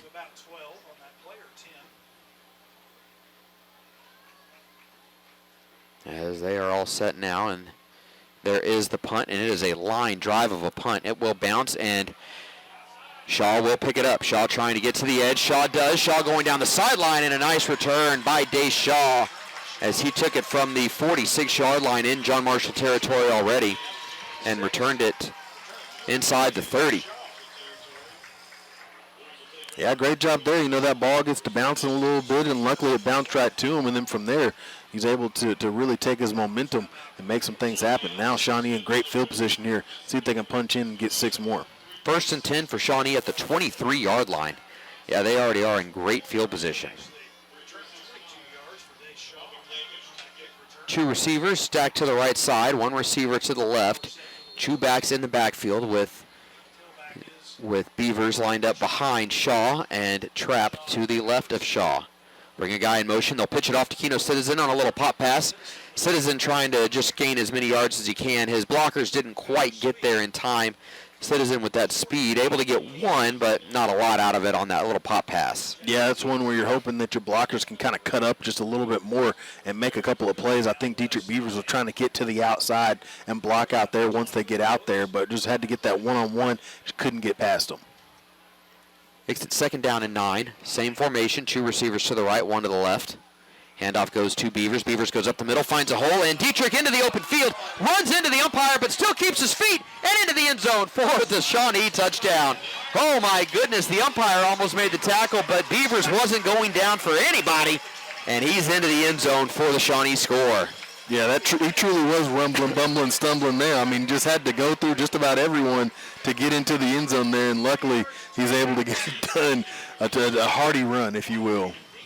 A 22-yard touchdown run by Dietrich Beavers, and he puts the Wolves up 13-0 now with the extra point pending. A nice run right there by Beavers. There's the extra point. That kick is up, and that kick is no good. As for the first time this year, Rhett Neese misses an extra point, and it's windy, Landon. Now, the wind's kind of at his back, but it was just a little bit pulled on that extra point attempt. Yeah, it looked like they had a little bit of trouble getting the hold. Yeah. Like it was kind of, they were kind of fumbling around. The snap was a it. little off. Yeah, and so, but yeah, first one missed. But hey, you went back out there, you're able to get, a few more points on the board, pick up the defense after getting a solid stop. So far in this first quarter, we get to see how fun this team can be whenever they're firing off on all cylinders. Yeah, he was 12 of 12 up to that point this season on extra points. He's now 12 of 13. But, yeah, it's good to see the Wolves, like you said, offensively kind of fire on all cylinders. They did a good job. They've done a great job in the run game so far. I mean, they've already, the Wolves as a team, even when you count in that bad snap, have already run for 72 yards. So they're doing a good job there. Dietrich Beavers leading the way already with 74 yards. Jameer Owens, 9 yards so far on the ground. Quentin Trapp, he got credited, or I should say docked, because he was the one that recovered that bad snap, so it goes against him, unfortunately. But otherwise, if you take out that 11-yard loss on the bad snap, you're looking at 83 yards already on the ground landed, and it's just the first quarter. Yeah, they've been playing good ball tonight, doing a really good job, and like I say, playing good complementary football so far tonight. Neese with the ball teed up at the 40-yard line. As number 9, James Allen, back deep to receive for John Marshall. And the ball falls off the tee, and so now it looks like Noah Waldrop will put the ball up on the tee and hold it for Rhett Neese, who will take his deep drop.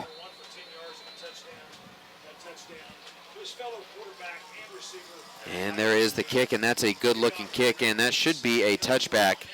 It is a touchback as it is downed by Allen in the end zone. That took out a little anger after missing the PAT. Yeah, exactly. But another good kick there by Rhett Neese. Gives this defense a chance to get another solid stop. 1st and 10 for Carl Albert at the 20-yard line.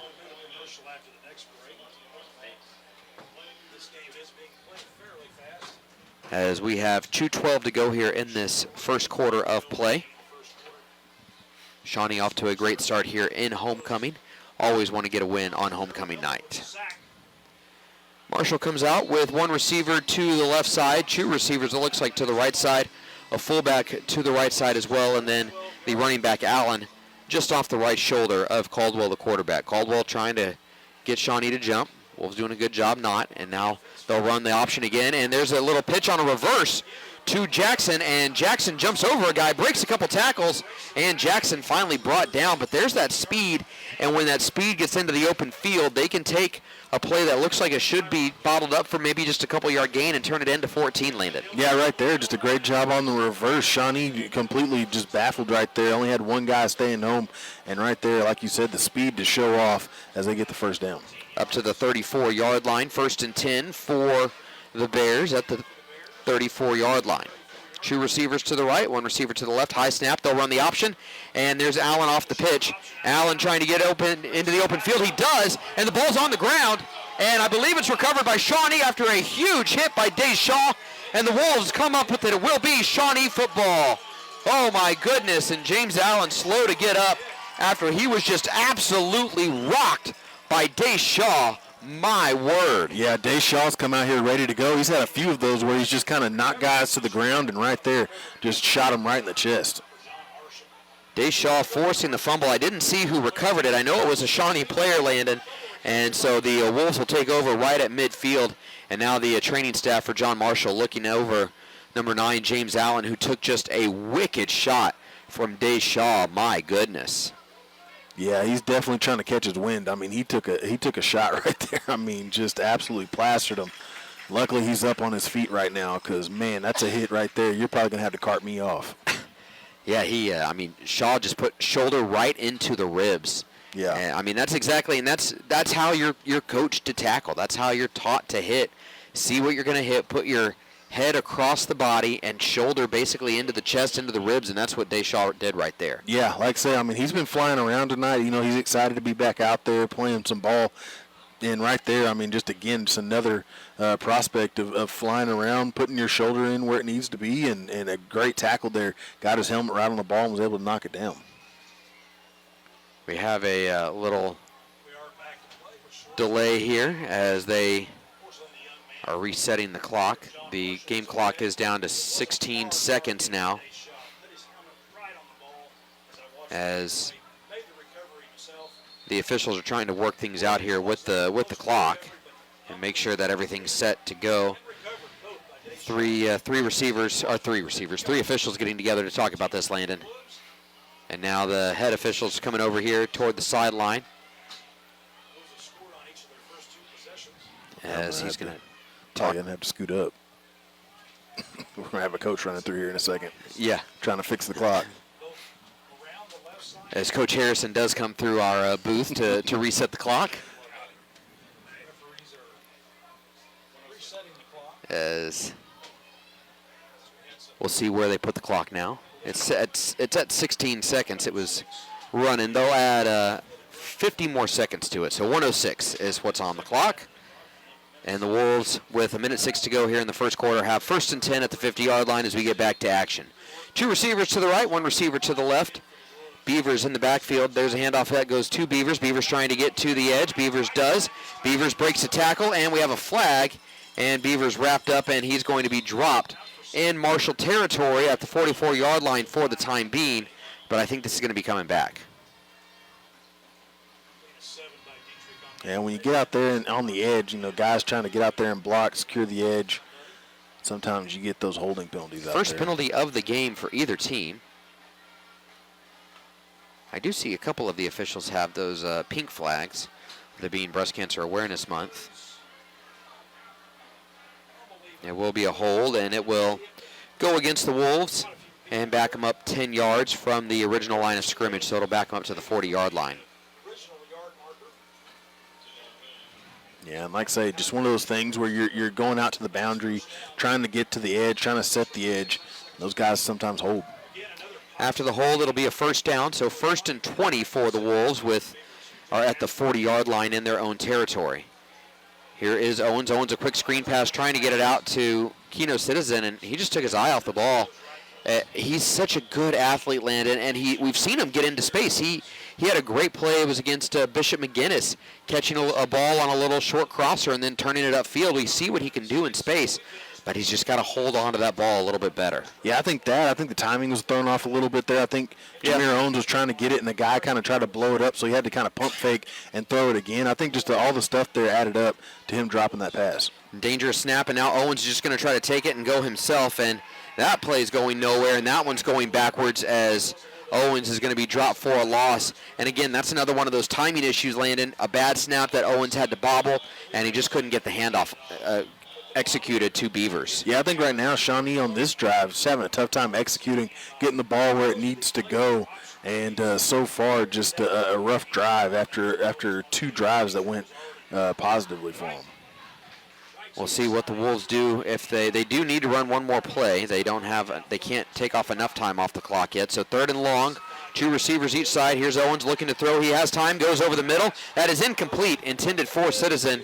And we have a flag as well, as this will probably be against the Wolves, and my guess is that they are going to decline.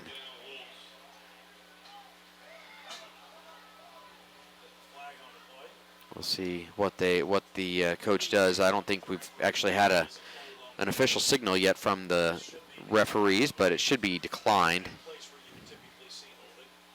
It is a holding penalty, and they will decline it, so that'll bring up now 4th down for Shawnee, and that'll bring on Lance Williams and the punt team. We talked about him in the pregame show, Landon, about Lance really trying to flip the field. Well, he's got the wind at his back here. If he can get his foot into this one, he'll really be able to flip the field on John Marshall here on this, presumably one of the final plays of this quarter.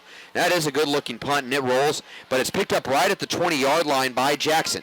Jackson, though, stopped and dropped. No, he breaks a tackle and then goes backwards, and he's going to be dropped inside the 20 now. That's the first punt that ends up inside the 20 for Lance Williams this year, and that's because, number 1, Mikel Jackson actually broke the tackle and then went backwards. Yeah, and right there, just a great job of getting down there. The Gunners got down there where they needed to get. Guy got blocked into the runner, and like you said, was able to break the tackle. But Shawnee, a great job flying around so far tonight on the defensive side, doing a great job flying around, making plays where they need to, and they're able to bring them down. John Marshall, after receiving that at the 20-yard line, went backwards 5 yards to the 15. So a really good kick right there by Lance Williams. A 45-yard punt by Lance Williams. 1st and 10 for Carl Albert at the 15-yard line. 3 receivers to the right side, 1 receiver to the left. There's a handoff, and that is to Allen, and Allen gets up the middle. Actually, that's Caldwell who has it, as Caldwell the starting quarterback got the run right there, and he took it up the field for a first down, and that will end the first quarter of play. So after one, Shawnee up 13-0. We'll take a timeout. When we come back, we'll have the second quarter for you. This is Shawnee football here on Classic Hits KGFF. Day brings new possibilities. They could be simple, like making dinner plans with friends, or exciting, like starting a new side hustle, or maybe huge, like buying a new home. Whatever life brings your way, Arvest Bank's highly rated mobile apps give you control of your finances. Pay bills, manage your cards, send money, and more, all on your time. So say goodbye limits and hello possibilities with Arvest Bank. Member FDIC, equal housing lender. Experts say it takes 10,000 hours to master a skill, but you don't have to be a master to get started. At Gordon Cooper, our hands-on training gets you on the right track right now, with dozens of programs to fit your future. It takes hard work to turn a hobby into your hire, so get to it. Your success story is a lot closer than you think. Gordon Cooper, powered by Career Tech. Shawnee Wolves football is on Classic Hits KGFF. Welcome back inside the Sovereign Bank broadcast booth here at Crane Family Stadium on the campus of Oklahoma Baptist University. Chris Cox here alongside Landon Green as we start the second quarter of play. Wolves up 13-0 over John Marshall. And Landon, you're putting your jacket on here in the booth. It's a cool night here in Shawnee and a really nice football weather type of night here for homecoming. Back to action, and here is a quick pass, and that is batted down. Ball's on the ground. That should be an incomplete pass.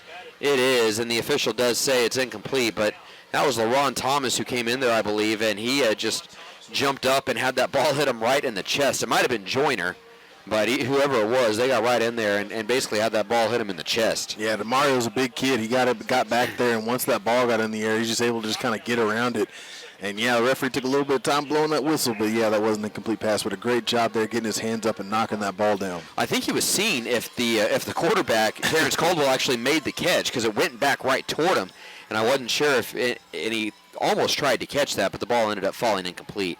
Here's Caldwell looking to throw. Caldwell's going to fire this one deep, trying to hit his receiver, and that is incomplete, intended for Mikel Jackson, and just out of his reach. Again, with a windy night like this, Landon, if you don't have a quarterback that can really kind of fire it on a rope a little bit, you're going to have a hard time cutting through this wind. And when you're going the direction Marshall's going right now, it's going to sail on you. When you're going against the wind like Shawnee will be here in the second quarter, it can just kind of hang up there. So we'll see how these quarterbacks adjust. Yeah, just kind of got away from him, and he had the guy there, but like I say, just couldn't bring it in. 3rd down and 10 now for Marshall as the Wolves try to get off the field. 2 receivers to each side, 1 back in the backfield. Shawnee showing a little bit of pressure, and here comes the blitz by the Wolves. And Caldwell will fire this one up in the air, and that one's being tracked, and that is going to be incomplete. Deshaw was trying to get there, and he just couldn't quite track that in time, and Jackson couldn't run underneath it. Falls incomplete, and it will bring up 4th down. And right there, I saw Deshaw making a beeline for it, couldn't bring it in, but I didn't see the John Marshall guy again. We get to see the athleticism. Yeah, he almost made a play on it. I mean that was one of those that just kind of fell into no man's land. He was able to try to make a play, but a great job there again by the defense to get the stop, force John Marshall into a punting situation. Yeah, Mikel Jackson was one of those guys that Coach Madonna pointed out specifically on the coaches show, just talking about the speed that he has, and you saw it there. I mean, he just ran behind the Shawnee defense and actually outran his quarterback's arm. There's the punt, and that is a good punt. It will bounce, and Ejon Thomas is just going to let it roll. Now there's nobody near him, so he'll pick it up at the 10 and try to make a play. Owens cuts it back, and Owens with some room to work. Owens up the field. Owens is going to be brought down, and Jameer Owens with a nice run, a nice return after initially not going to return it.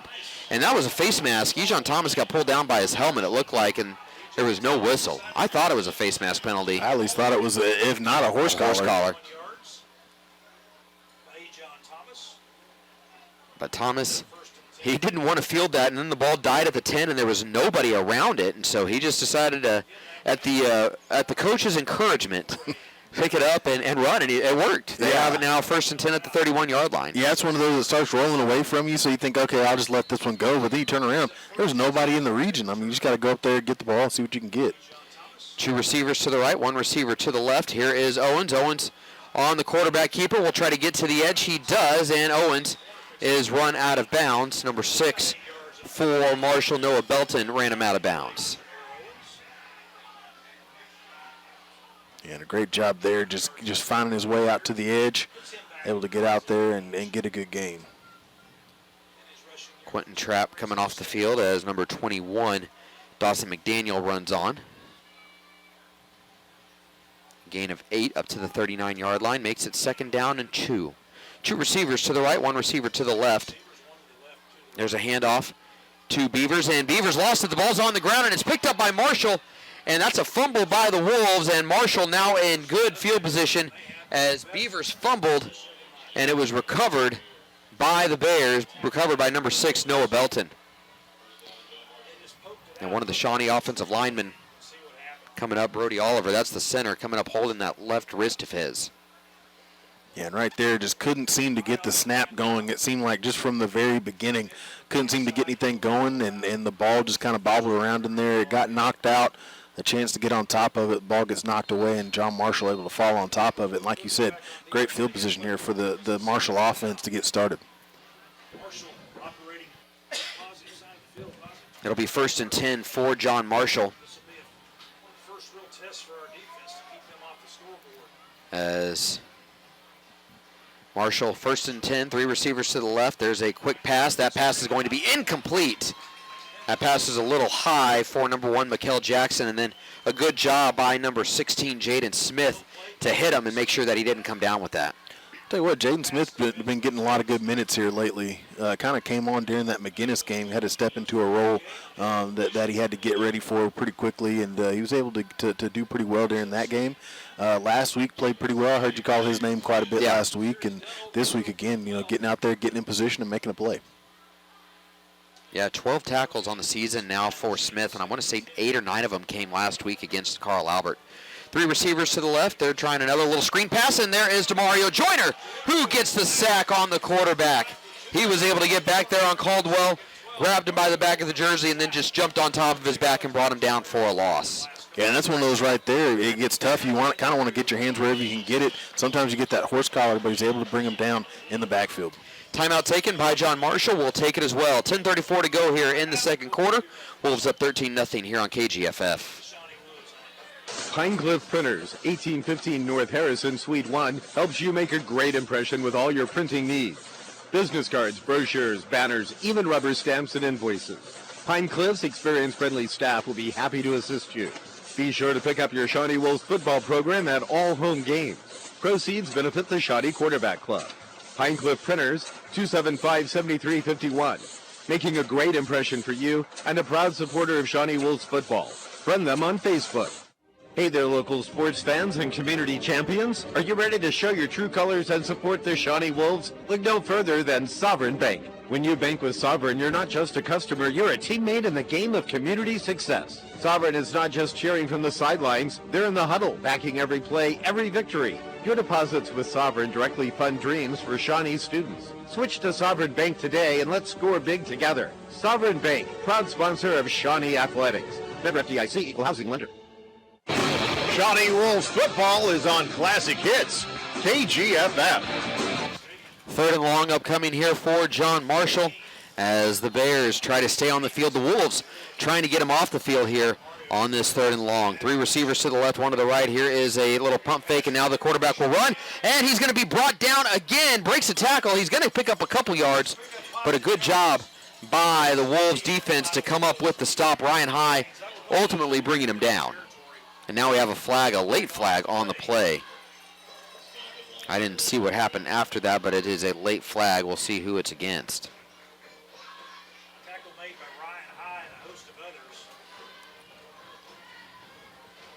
It's going to be a personal foul penalty on Shawnee, so that'll wipe away the good play that the Wolves had, forcing 4th down and give them a first. Yeah, it was a tough one. It looked like the referee was pointing at somebody. On the defensive line maybe. So he hit him in the face. Yeah. So, it was one of those things where,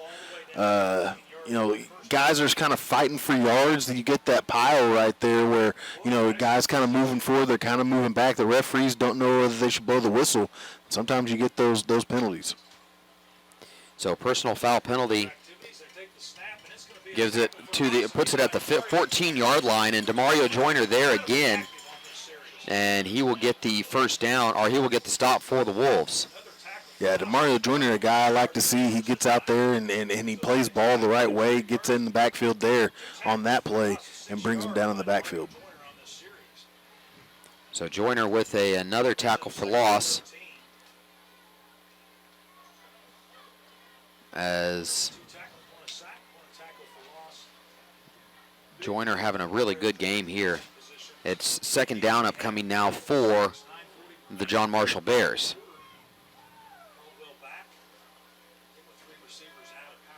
Here is Caldwell looking to throw. He's going to fire this one into the end zone, and that one is incomplete over the head of his intended receiver, Kentrell Morris. Yeah, and right there, that's one where he just kind of feels the pressure, just throws the ball down there and just hopes somebody can run underneath it. And luckily for Shawnee, they did a great job in coverage. Another third down upcoming now for the Bears, and we'll see if the Wolves can get off the field again. It looked like that they were going to have an opportunity to last time, but then the personal foul penalty kept the drive moving. Although here, Landon, you got to think, I don't know what their kicking situation is at John Marshall, but you got to think this is probably chew-down territory for the Bears. I'd imagine they're probably going to go for 4 here, so we'll see what they can do, see if Shawnee can keep it in 3rd and long if they get a stop here and make it a 4th and long, make it tough on them to decide. Two receivers, to the left side, one receiver to the right, one back to each side. Caldwell trying to get Shawnee to jump. They don't. Handoff goes to Allen. Allen running up the field, and Allen breaks the tackle, and Allen is able to get down to the 10-yard line, and that will make him actually down to the 9, and that'll bring up a 4th down and 5. Yeah, and right there they kind of go back to that look where they had the reverse earlier that got some pretty good yards there, and kind of just got Shawnee off on a decoy there and was able to get a pretty good game, get to see the speed from Allen. Jason Hare with the tackle. So 4th and 5, Wolves trying to see if they can end this drive and preserve the shutout. There's a little pitch, and that pitch goes to number 1, Jackson. Jackson wrapped up, and Jackson is stopped. He is brought down. Ryan High with the play, and the Wolves come up with the stop, and they will take over on downs. That was a great play. I mean, Ryan High, the hole was there, the gap was there. They found it. Ryan High just able to get off that block just enough to bring the ball carrier down before he could get that first down. A great effort play there from Ryan High. Yeah, and, that's a smart play by High because he's seen that look now 3 times where the receiver comes back as a reverse option from either the quarterback or the running back in this case, and High read it perfectly. He knew who his assignment was, and he made sure that he fulfilled that assignment. 1 receiver each side. There's a handoff to Beavers. Beavers trying to get to the edge. Dietrich lowering his shoulder and getting tripped up and maybe gaining a yard or 2 as he's tripped up by number 1, Mikel Jackson. Yeah, and right there just trying to get out to the boundary, see what you can get. Right there, John Marshall, a great job of covering it up. You're hoping that some of your linemen can get out there, but just couldn't get out there in time. And you get what you can get once you get out to the boundary. The Wolves have had most of their success up the middle, Landon, and they've kind of gone away from that here these past couple of drives. 2 receivers to the right, 1 receiver to the left. 2 backs in the backfield. Handoff goes to Beavers. No, it's going to be a quick throw out to Keno Citizen. Citizen makes a man miss, and Keno making another guy miss. He's going to get the first down and be dropped after a gain of about 10. And that'll be enough for the first down. And there's that speed of Citizen that we were talking about earlier. As long as he can make the catch, he's dangerous with the ball in his hands. Well, and he's a guy, like say, he makes a lot of guys miss. He did a great job getting out there. And then once he's out there, like we talked about with Allen on the other side with Marshall, he's one of those guys that can make a lot happen with just a little bit of space. 1st and 10 for the Wolves, ball at the 19. Shawnee struggling to get set up. Still got plenty of time, though, on the play clock. And it'll be 1 receiver to the right side, 3 receivers to the left. McDaniel, the lone back in the backfield. He's to the left of Owens. Jameer gets the snap. He's going to look to throw a little quick pass, trying to get it to Dietrich Beavers, and that is going to be, it's a backwards pass. So that's going to be a fumble, and it'll be a lateral, and that'll bring up second down and really long now. Yeah, and right there, it's just one of those plays where the ball got away from Jameer Owens, and unfortunately, you had to dive on top of it or try to make a play, dive on top of it, and that'll make it second and long there. Yeah, a loss of 10 down to the 9-yard line. 3 receivers to the right, nobody to the left, and a high snap, and Owens picks it up. He needs to get out of the back of the end zone. He's going to fire this one across the field. Oh, and wide open is Zyron Campbell. Oh, my word.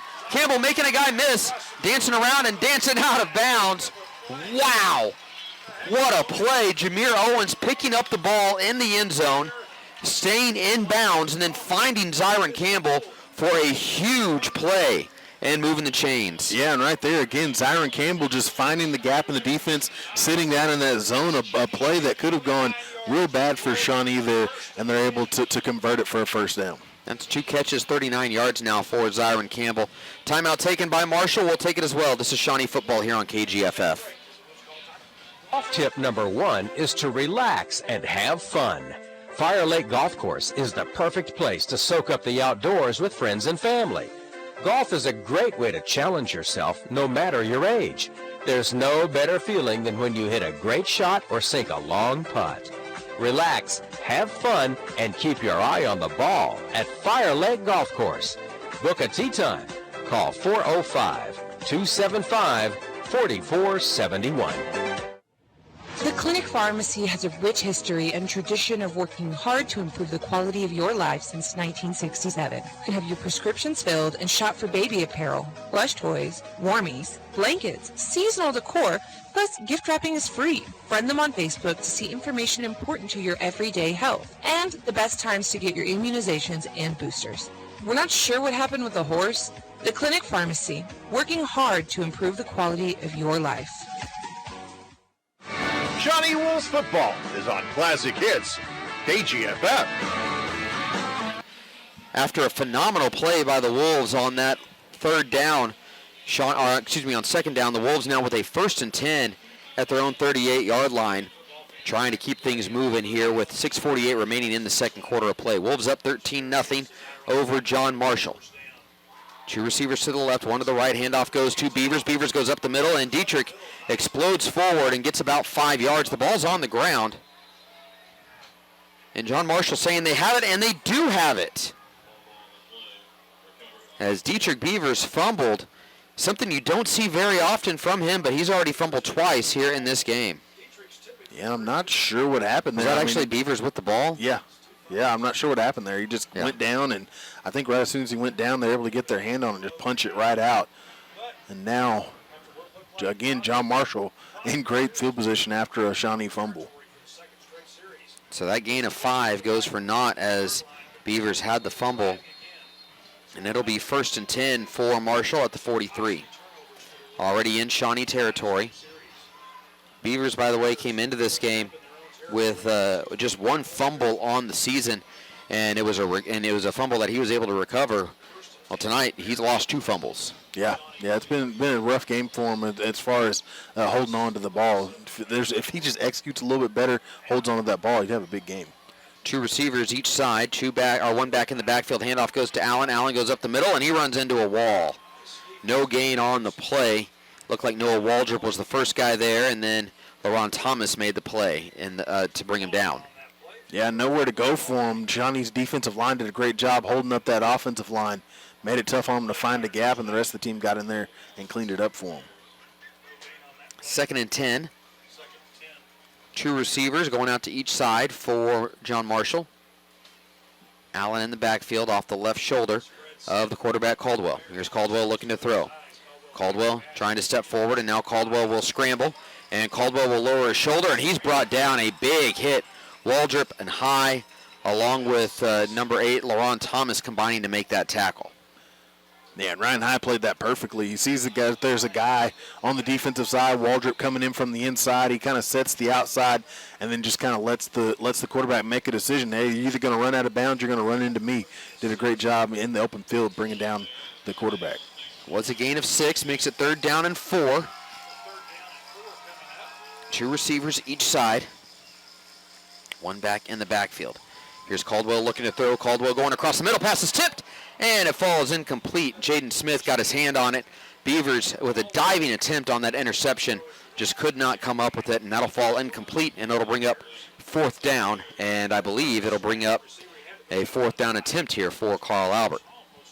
Well, they're on their side of the field. Excuse me, John Marshall. They're on their side of the field. I'd imagine that they probably go for it. I mean, Yeah. You have nothing to lose at this point. 5:33 remaining here in this second quarter of play.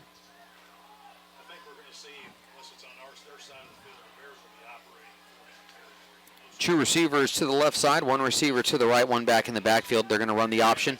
Caldwell will pitch it off to Allen. Allen trying to get up across the line to gain, and this is going to be close. This is all going to depend on a spot, Landon.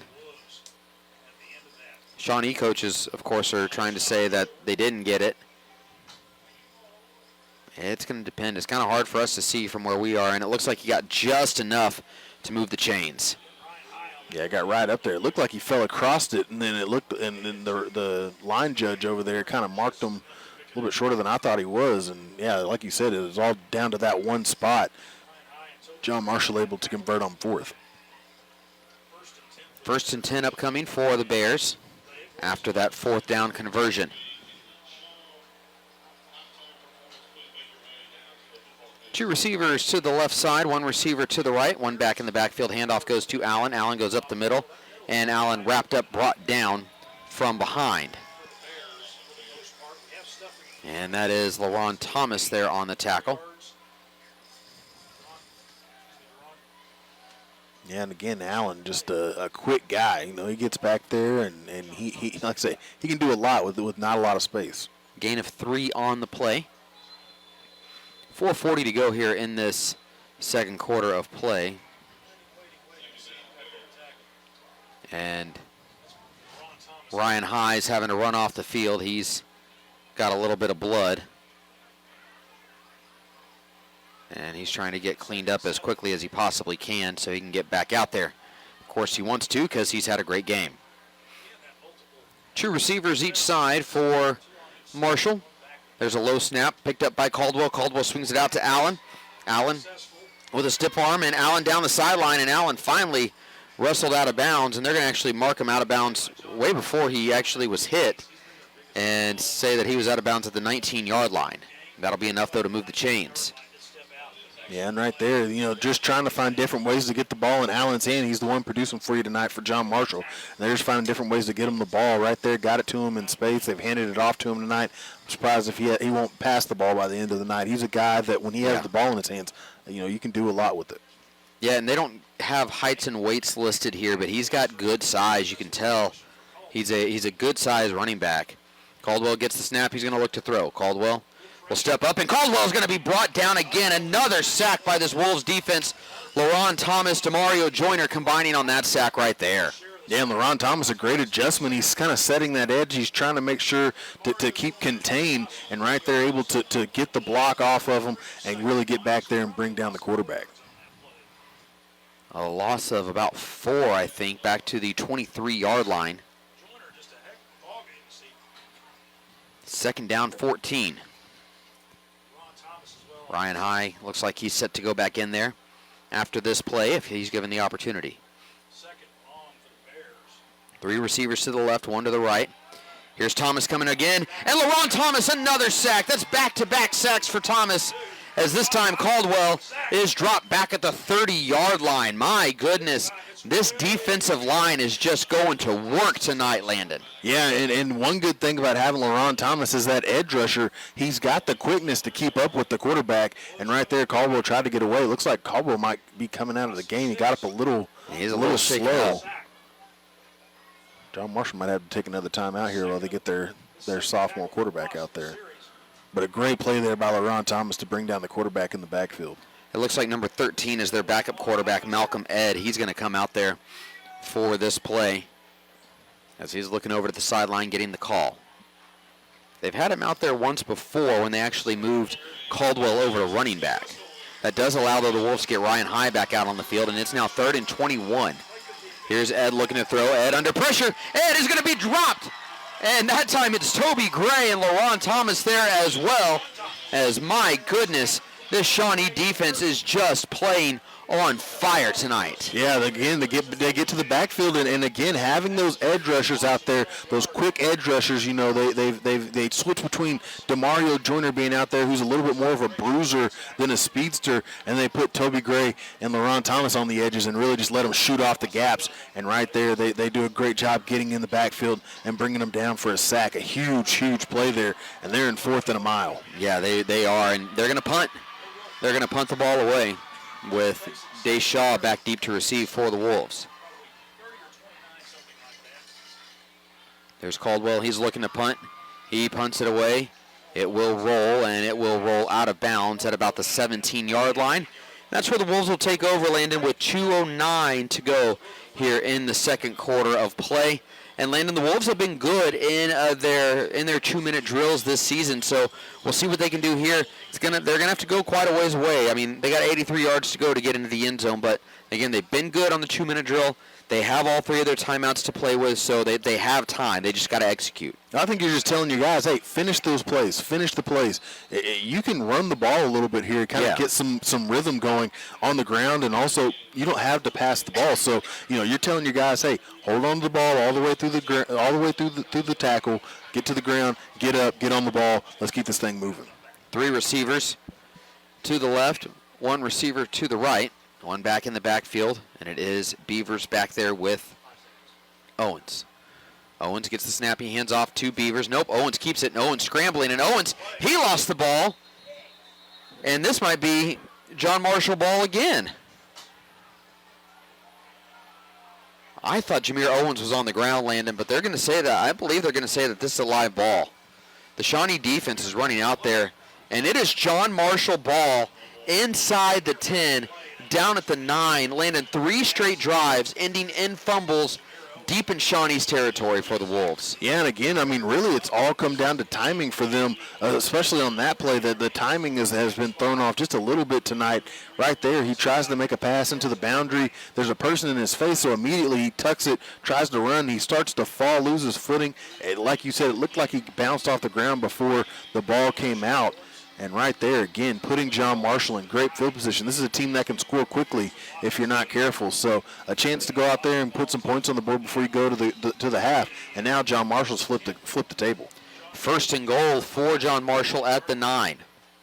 3 receivers to the right, 1 receiver to the left. Handoff goes to Allen. Allen up the middle, and Allen fumbles. Picked up by Deshaw, and he just falls on it at the 2-yard line. I think that was a smart job by Deshaw just to fall on it right there, Landon, as he knew that his momentum was going to carry him into the end zone. He didn't want a safety.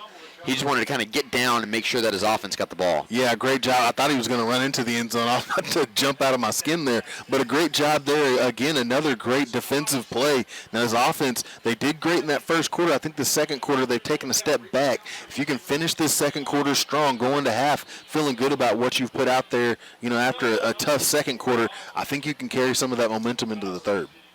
It'll be 1st and 10 for the Wolves with the ball at the 3-yard line. Ryan High forced the fumble. And the Wolves coming out with that kind of jumbo set as they're just going to try to get out from at least the shadow of their own end zone.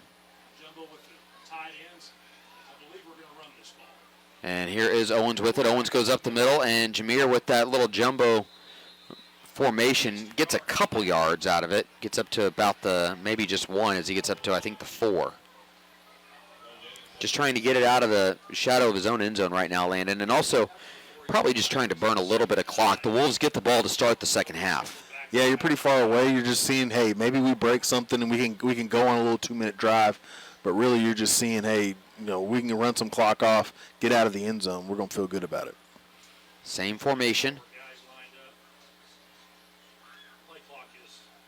Play clock at 20. Owens just taking his time. Owens in no hurry to run this play. And now with 10, gets everybody set. Here is Jameer. Jameer trying to get out of the end zone. And, he barely did. John Marshall trying to say safety, but it's not going to be a safety as Owens was able to get back to the 1, but he lost 3 yards. And then I think we have a timeout taken by John Marshall. We'll keep it here, though, Landon, with just 47 seconds remaining. Shawnee has to get the ball out of the end zone. Now, you run the ball and presumably can run 4 or 5 seconds off the clock. You might not need, if you can run 7 seconds off the clock here on this play, you don't need to run another play. But right now, with Marshall taking a timeout, we'll keep it here. The Wolves just have to make sure that they avoid a safety. Yeah, you got to get out of the end zone. I think right now they're really taking their time in the backfield trying to find a gap. I think it's one of those things, especially in this jumbo package, you just got to run. You just got to run straight. The gap will be there wherever it needs to be. If you don't find a gap, that's fine. But, I think Jameer Owens is trying to wait patiently for a gap to open up, and John Marshall's bringing everybody. They're trying to get that safety. And so it's one of those things where, especially where you're at in position, where you're at on the goal line right here, you have to get out of that goal line, give yourself a chance to punt the ball away once you get it. I think it's less patience now. It's more, hey, we just got to use brute force to push that ball forward. Yeah, and again, right now the big thing that you want, just make sure that you don't get a safety. And, excuse me, and then if you can, all you got to do is run. They've actually taken off a couple more seconds, so you just got to make sure that you take about 5 seconds off the clock before that play clock begins. Then if you do that, you can go into halftime because Marshall's now out of timeouts. Yeah. So, like say, you just got to get out of the end zone, and then you said run some clock.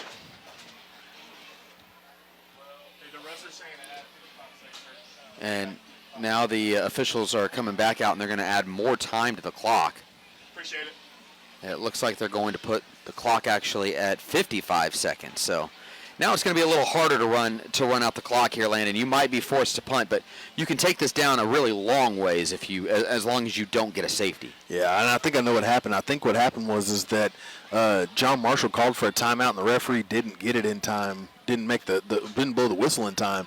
So I think that's where you get the extra 10 seconds on the clock. So got to get out of the end zone here. 55 seconds remaining. Yeah, that's the big thing. First and foremost, get out of the end zone. Owens in that jumbo formation gets the snap, and Owens does get out of the end zone, I think. He does. He got right back to the line of scrimmage at the 1-yard line. No further than that, though.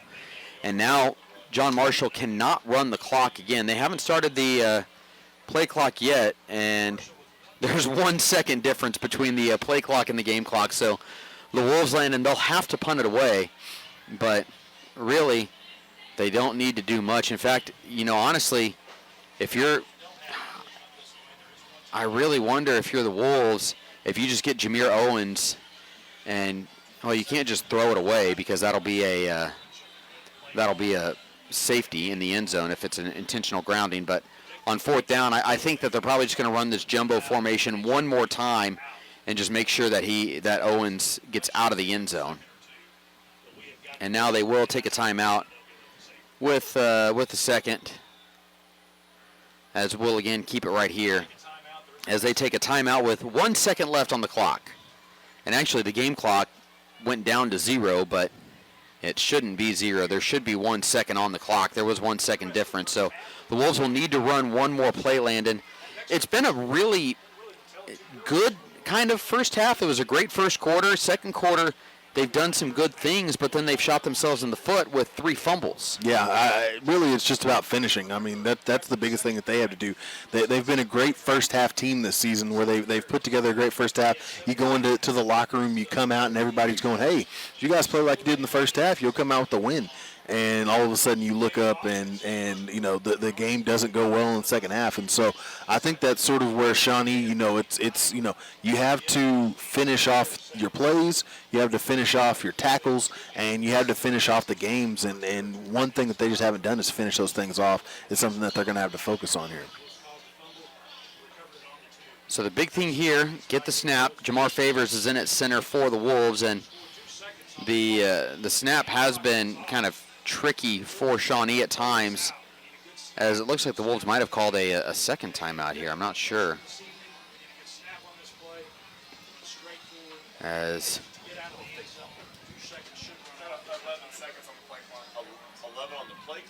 they're trying to get as they're trying to get everybody squared away with the time. And they're putting 11 seconds on the clock. That doesn't make any sense. Yeah, I'm not, because there was a second between the game clock and the... Unless they're saying that the play clock started late, but that's following the official signals. So now, Landon, what do you do? Because you can't just run it out the end zone and run the play or run the clock dead. You got to punt it away, right? I mean, but now you're backed up into your own end zone. I mean, literally, you're snapping the ball as close to the goal line as it can be. Well, I mean, it's tough. It's tough to say because, I mean, the whole time your game plan is basically based off of what's on the field at the time, and then all of a sudden you look up, there's 11 seconds on the clock. So I'm not sure what they're going to do. It looks like they're going to run the punter out there. Lance Williams just telling him, hey, just get it away. Yeah, don't let step it roll backwards. around. Yeah, and if I'm him, I'm even taking a step forward from where he is. The official's right there. He punts it away, and that's a good-looking punt. It will bounce. It will be fielded, though, by number 1. That's Michael Jackson, and Mikel Jackson slips with 2 seconds left. So this half still not quite over. Yeah, the referee's definitely watching that clock now. So, but we'll see what John Marshall can do. See if they can draw something up. See if Shawnee can stop it. It was a good job, though, by Lance Williams to get the ball away. I mean, you're back there against the end zone, and you don't have your typical, 15 yards. You have, at that point, he had like 9.5, maybe 10. And he was able to get that ball away and put a pretty good boot on it as well. Now, it was a good return by Mikel Jackson to take it from the 32 to the 25, or to the 15, excuse me. And now with this final play, John Marshall definitely has a shot to get to the end zone. I mean, it's only 15 yards away. We'll see what they can do as the Wolves try to get out of here and preserve this shutout with this final play of the half.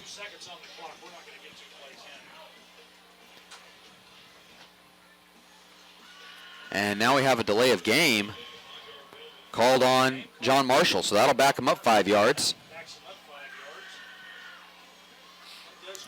Didn't see the play clock going down. Landon, did you? I did not. Not sure what happened there.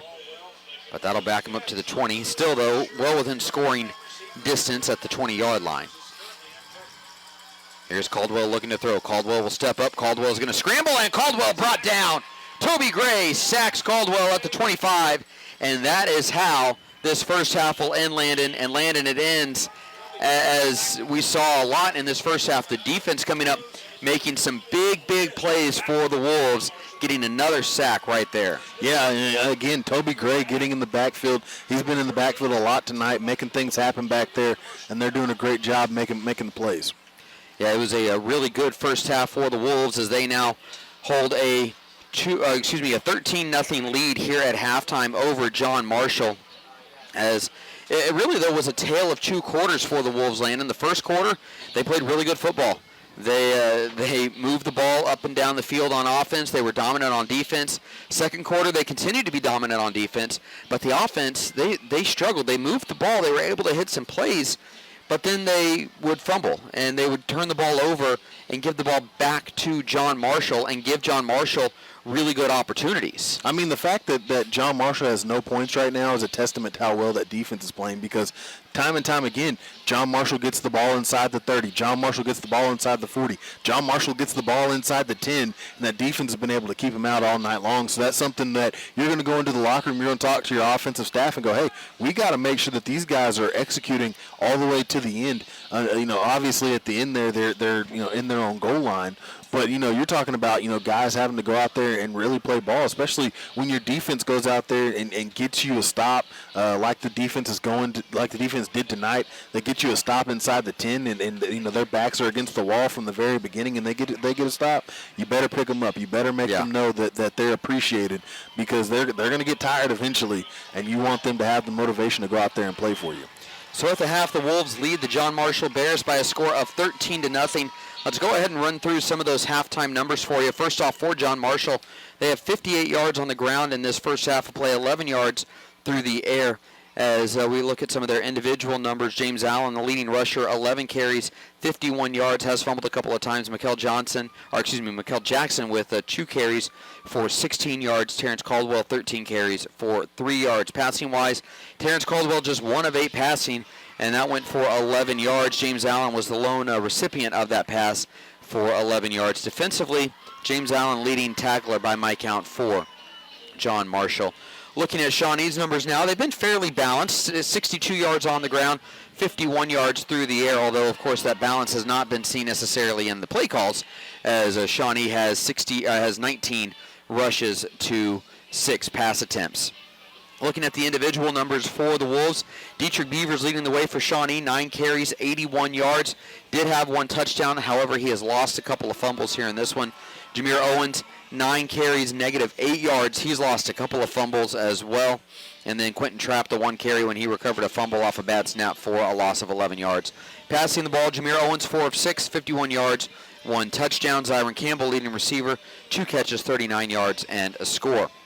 Leading tackler by my count in that first half, Ryan High, 10 tackles, as he had just a phenomenal first half of play for the Wolves. So we will see what the Wolves can do here at halftime and see what they come out with here in the second half, as again the Wolves lead the John Marshall Bears by a score of 13-0 here on homecoming in Shawnee. We're going to take a break, and then we should be joined by the athletic director of Shawnee Public Schools, Dax Leone, as he should be making his way up here to the booth. This is Shawnee football here on Classic Hits, KGFF. Harrison Discount Pharmacy opened its doors in 1986. David Nicholas and his friendly staff have been serving Shawnee residents with quick refills plus handling transfer prescriptions with ease. Medicare billing can be complicated. Don't stress. The Harrison Discount Pharmacy staff are experienced in all aspects of billing. Enjoy competitive pricing, flu shots, and local delivery. Call in your prescription 24/7 to 405-273-9906. For many years, most people in the midst of arranging a funeral have had only 2 choices, cremation or burial. But there is a third option available, aquamation or flameless cremation. McAleer and Owens Funeral Group offers this environmentally friendly, less costly alternative to traditional cremation or burial. Mike McAleer or Robert Owens would be glad to discuss this water-based, sustainable method of final disposition with you. Call McAleer and Owens today at 405-695-5006 or stop by 5106 North Harrison in Shawnee. Shawnee Wolves football is on Classic Hits, KGFF. Welcome back inside the Sovereign Bank broadcast booth here at Crane Family Stadium on the campus of OBU. I'm Chris Cox, and I am joined by the athletic director of Shawnee Public Schools, Dax Leone. And Dax, thanks for sitting down with me for a little bit. Yeah, thanks for having me, man. It's nice and warm in here. I'll tell you, it's a little nippy down there on the field, but guys are playing hard and playing some good football. We got good football weather. That's what they like to call this now. It's been hot these past few weeks, though. Yeah, you know, in Oklahoma, everyone complains about one, and then it goes to the extreme. Right. So it's definitely football weather down there, and the conditions are tough. That wind's blowing pretty hard. So, I just got to take care of the ball and keep playing hard. Yeah, you mentioned the guys playing hard, and I think one thing that a lot of people have noticed about this team this year and Coach Madonna and his staff is that while the results might not have always shown up on the scoreboard yet, the team is just playing different, and it seems like Coach Madonna really has a good pulse for this team. Yeah, he does. Him and his staff have done a tremendous job, and all the way back to taking over for a tornado. They've never made any excuses. They've really just kind of bonded together, and Coach Madonna he's a really good people person. He understands kids. They believe in him, and they do. Their culture is getting better, and it's going to take some time, but you can see the improvements each week, and just got to take care of the football, which is that's easier said than done sometimes. Yeah, and you mentioned Coach Madonna taking over after a tornado. That's been one of the big things in Shawnee since April 19th is the recovery efforts around town, and Shawnee Public Schools. A lot of the sites got hit pretty hard. High school getting hit the hardest. Where are the recovery efforts right now with the athletic facilities? Obviously, we're here at Crane Family Stadium because Jim Thorpe Stadium is unplayable right now. And other sporting events coming up. Softball's playing right now or just finished their season. Basketball's coming up. So where are those efforts with the rebuild? Well, there's been a lot of improvement, a lot of work done here in the last few weeks especially. But, the PAC is getting a new gym floor, so we got that backside fixed. So the guys are in there working on the new gym floor. We should be in there by the middle of November. We're hoping, baseball.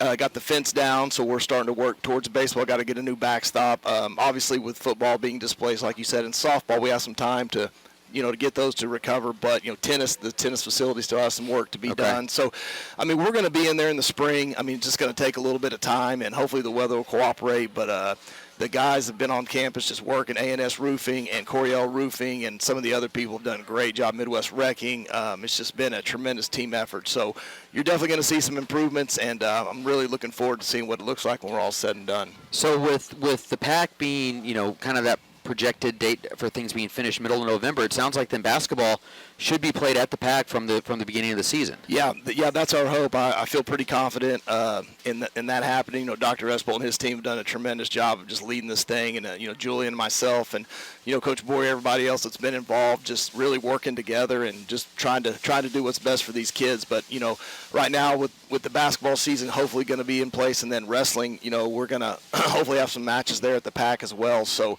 the Stucker build-back is going to be a little bit of time. Obviously that's the one we lost, the big one. But man, we're making a lot of progress, and it's fun to see it. What about with swimming? I know with the YMCA getting hit really, really hard, swimming has been displaced, and I know they've had a hard time finding places to swim. Yeah, I'll tell you what. We used our splash pad down there until about the middle of September, and then the great people at CPN have let us go, and they have a small one in there. So we've been practicing in there, and swim season will be here before you know it. But I know Coach Val and Bob have been in there at the CPN and working as hard as they can with those kids, and hopefully the Y will get back and up and running, and really looking forward to going back home.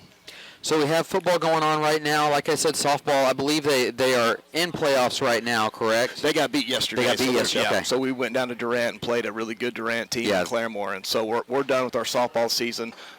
So now we're just really football and cross country has got their meet coming up, and volleyball's got regionals on Monday up at Victory Christian. So the fall sports are kind of winding down, and be here for the winter sports. Yeah, those winter sports with basketball starting, that usually starts right after Thanksgiving, and then like you said, swimming's going to be here. So it's just once school starts, it's nonstop until the end of school. Yeah, I just saw a couple people walking up here, and they're like, "Man, I haven't seen you in a while." I'm like, "Man, we've been so busy. Just with the day-to-day stuff, and then with all the tornado recovery, it's just been like I said, it's been a full team effort, and with the great leadership of Dr. Espol and his team, we're really looking forward to building back Shawnee even stronger. Well, I think that, I can't think of anything else that I want to hit on with you right now. Is there anything else that you wanted to talk about today? I just, all the great support of the people in the community. We've had some great partnerships with everyone, and we've had so many, just so many people reach out to us and so supportive. And so it's nice to see the community come together, and we're really looking forward to finishing out a great football season, Coach Madonna and his crew, and, really just keep building Shawnee, day by day, and really expanding our brand of athletics. Well, Dax, thank you very much for your time. I appreciate it, and we'll catch up again. If not in this football season, then maybe early in basketball season. That sounds good, Chris. You guys are doing a great job. Thank you very much. That was Shawnee Athletic Director Dax Leone joining us for just a little bit as the Shawnee Wolves currently lead the John Marshall Bears here at the half, 13-0. This is Shawnee football on 100.9 FM and 1450 AM. Classic Hits, KGFF. Fred's Tire and Battery is locally owned and proudly serves Shawnee and the surrounding area. With 2 locations, you get fast professional service. Fred's offers alignment, oil changes, and a complete line of batteries, all proudly made in the USA. Plus Firestone, Bridgestone, and Mastercraft tires. The next time you need service on your car or truck, be sure to stop in Fred's Tire and Battery. 2 convenient locations, 16 West Highland and 2533 North Harrison. Your one-stop, on-the-spot auto service headquarters. Shop Fire Lake Foods, where loyalty pays off. With Fire Lake's perks and paybacks, every time you shop, you can earn points that you can redeem for groceries and gasoline at the Fire Lake Corner Store. It's our way of saying thank you for your loyalty, and we think you deserve nothing but the very best. So why... Landon Green, and Landon, we saw the Wolves in that first half of play. It was, like we were saying, it was kind of a tale of 2 quarters. First quarter was really good. Second quarter, at least on the offensive side, not so good. Now, the defense was great throughout the entire first half But you can't keep relying on the defense to bail you out if you're the Shawnee offense. You got to turn around. You got to be able to figure out how to score some points and stop turning the ball over. Yeah, I was talking to Gage at halftime. I'm like, if they hold on to the ball, they're probably up by about 28, probably even 35 points. I mean, if they just hold on to the ball, they've had good drives going on those plays where they fumble the ball. So when you have those drives where you have things going, and you fumble the ball, it makes it tough on you. It's a backbreaker, it's a momentum buster. And luckily the defense has been able to go out there and pick up the offense. But that offense is having a tough time moving the ball right now. They're having a tough time getting things going. And one thing that we talked about before the game, running up the middle, really staying between the tackles, being the success of tonight. They've sort of gotten away from that. They've tried to push things to the outside, and that's to the advantage of John Marshall, because they got such athletic guys that can move around out there. They can catch up with you if you run between the tackles, shorten up the game. The quickest way between 2 points is a straight line, right?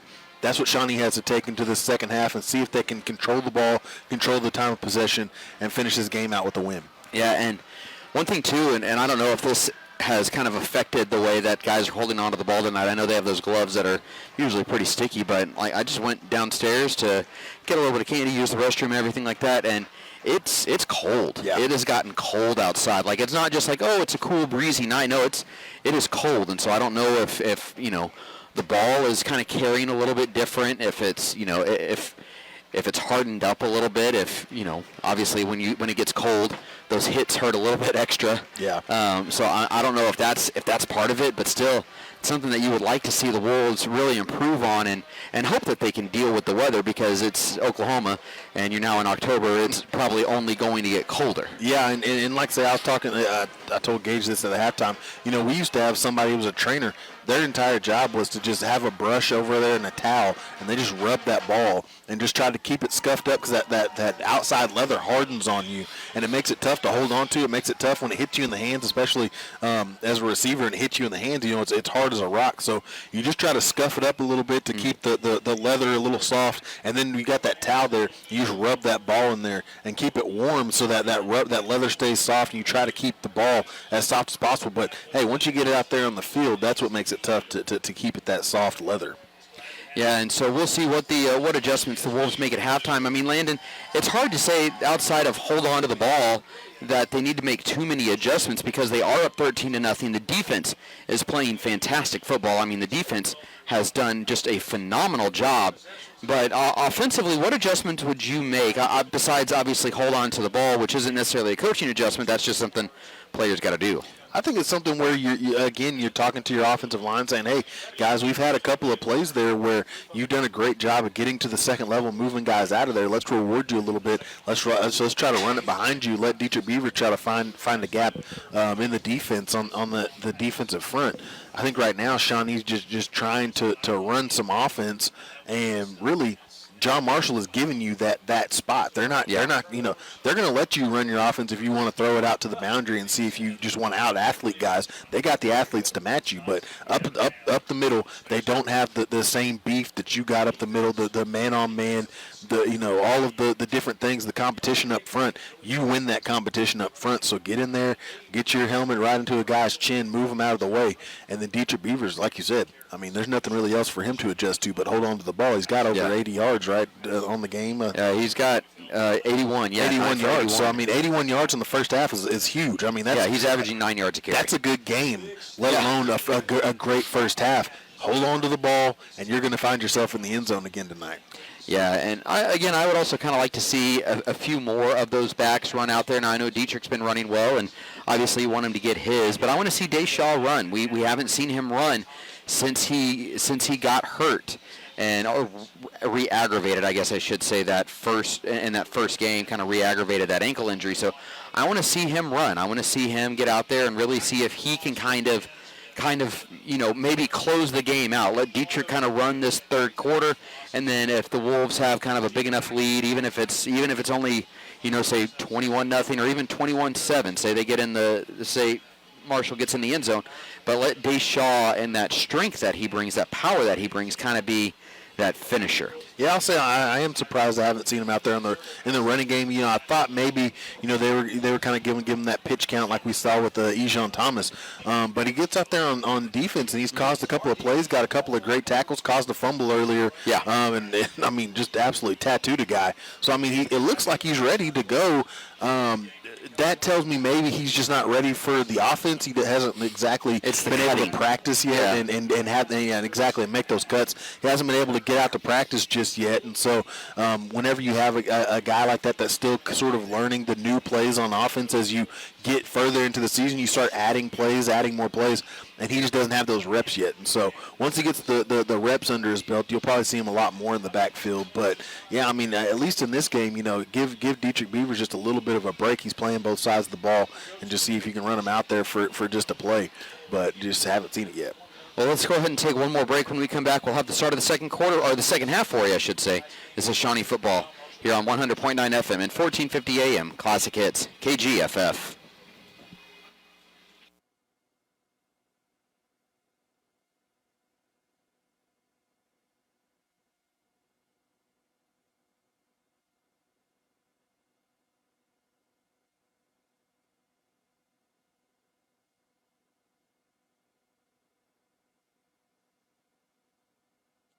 Pinecliff Printers, 1815 North Harrison, Suite 1, helps you make a great impression with all your printing needs. Business cards, brochures, banners, even rubber stamps and invoices. Pinecliff's experience-friendly staff will be happy to assist you. Be sure to pick up your Shawnee Wolves football program at all home games. Proceeds benefit the Shawnee Quarterback Club. Pinecliff Printers, 275-7351. Making a great impression for you and a proud supporter of Shawnee Wolves football. Friend them on Facebook. Farewell complications, later stress, goodbye business hours. Want a new level of banking convenience? Say hello to the Arvest Go mobile banking app from Arvest Bank. With Arvest Go, you can deposit checks, pay bills, log lost or stolen debit cards. You can even pay people directly with just a tap. Arvest Go lets you bank virtually anytime, anywhere, and it's only from Arvest Bank. Goodbye limits, hello possibilities. Arvest Bank, member FDIC, equal housing lender. Shawnee Wolves football is on Classic Hits, KGFF. Welcome back inside Crane Family Stadium here on the campus of Oklahoma Baptist University. I'm Chris Cox alongside Landon Green as the Wolves get set to start this second half of play, and they will get the ball to start the second half. First time they'll receive a kickoff here in this one, Landon. And Landon, one guy I'm seeing out there who I have not seen yet on the field is Delmone Miller. He's been a starter for the Wolves this season. He did not start tonight. Coach Madonna didn't say why he wasn't going to start. We're not going to speculate. But it does look like that for whatever reason, Delmone wasn't playing in the first half. It looks like he is going to be out there for this second half. Yeah, he's a big-time guy, a guy that you like to have out there. And, what we saw in the first half, we talked about running between the tackles. Now he gives you that deep option that if you really do need to air it out, you get in the third and long situation and absolutely have to get the ball away. He gives you that option, and right here we get to see if he gets to field the kickoff, we'll get to see him, in that kickoff game where he really is an electric player. Yeah, and I'm looking down on the sideline as well, and it looks like Brody Oliver, who started at center, left after injuring his hand. He's out there warming up with Jameer Owens, working on their snaps and trying to get things loose. It looks like he has a little bit of a brace on that left wrist, which isn't the hand that he snaps with, so that's good, and it looks like he's going to be out there here in this second half as well. Delmone Miller, Dietrich Beavers, both back deep to receive for Shawnee. That ball I don't think is going to get there as number 59, Quincy Jones, has the ball teed up for the Bears, and he will just kick this one away, and it will be taken by Ejon Thomas at the 24-yard line. Thomas trying to find a hole, and Thomas lowers his shoulder, and Ejon gets it up to about the 40-yard line and maybe the 39-yard line, and that's where the Wolves will take over. And Landon, we'll see now if they can just keep possession of the ball and put together a good drive. Yeah, it all comes down to execution. They've done a great job executing the play call. Now you got to execute finishing those plays, finishing the drive, and get points on the board. So 1st and 10 for Shawnee, ball at the 39-yard line. That's where the Wolves will start this drive in their own territory, but with pretty decent field position. And it will be Brody Oliver who goes out at center for the Wolves. Shawnee's going to come out with 2 receivers to the left side, 1 receiver to the right side, 2 backs in the backfield with Beavers, the deep back directly behind Jameer Owens. There's the snap. There's the handoff to Beavers. Beavers lowering his shoulder, and Dietrich losing a yard right there.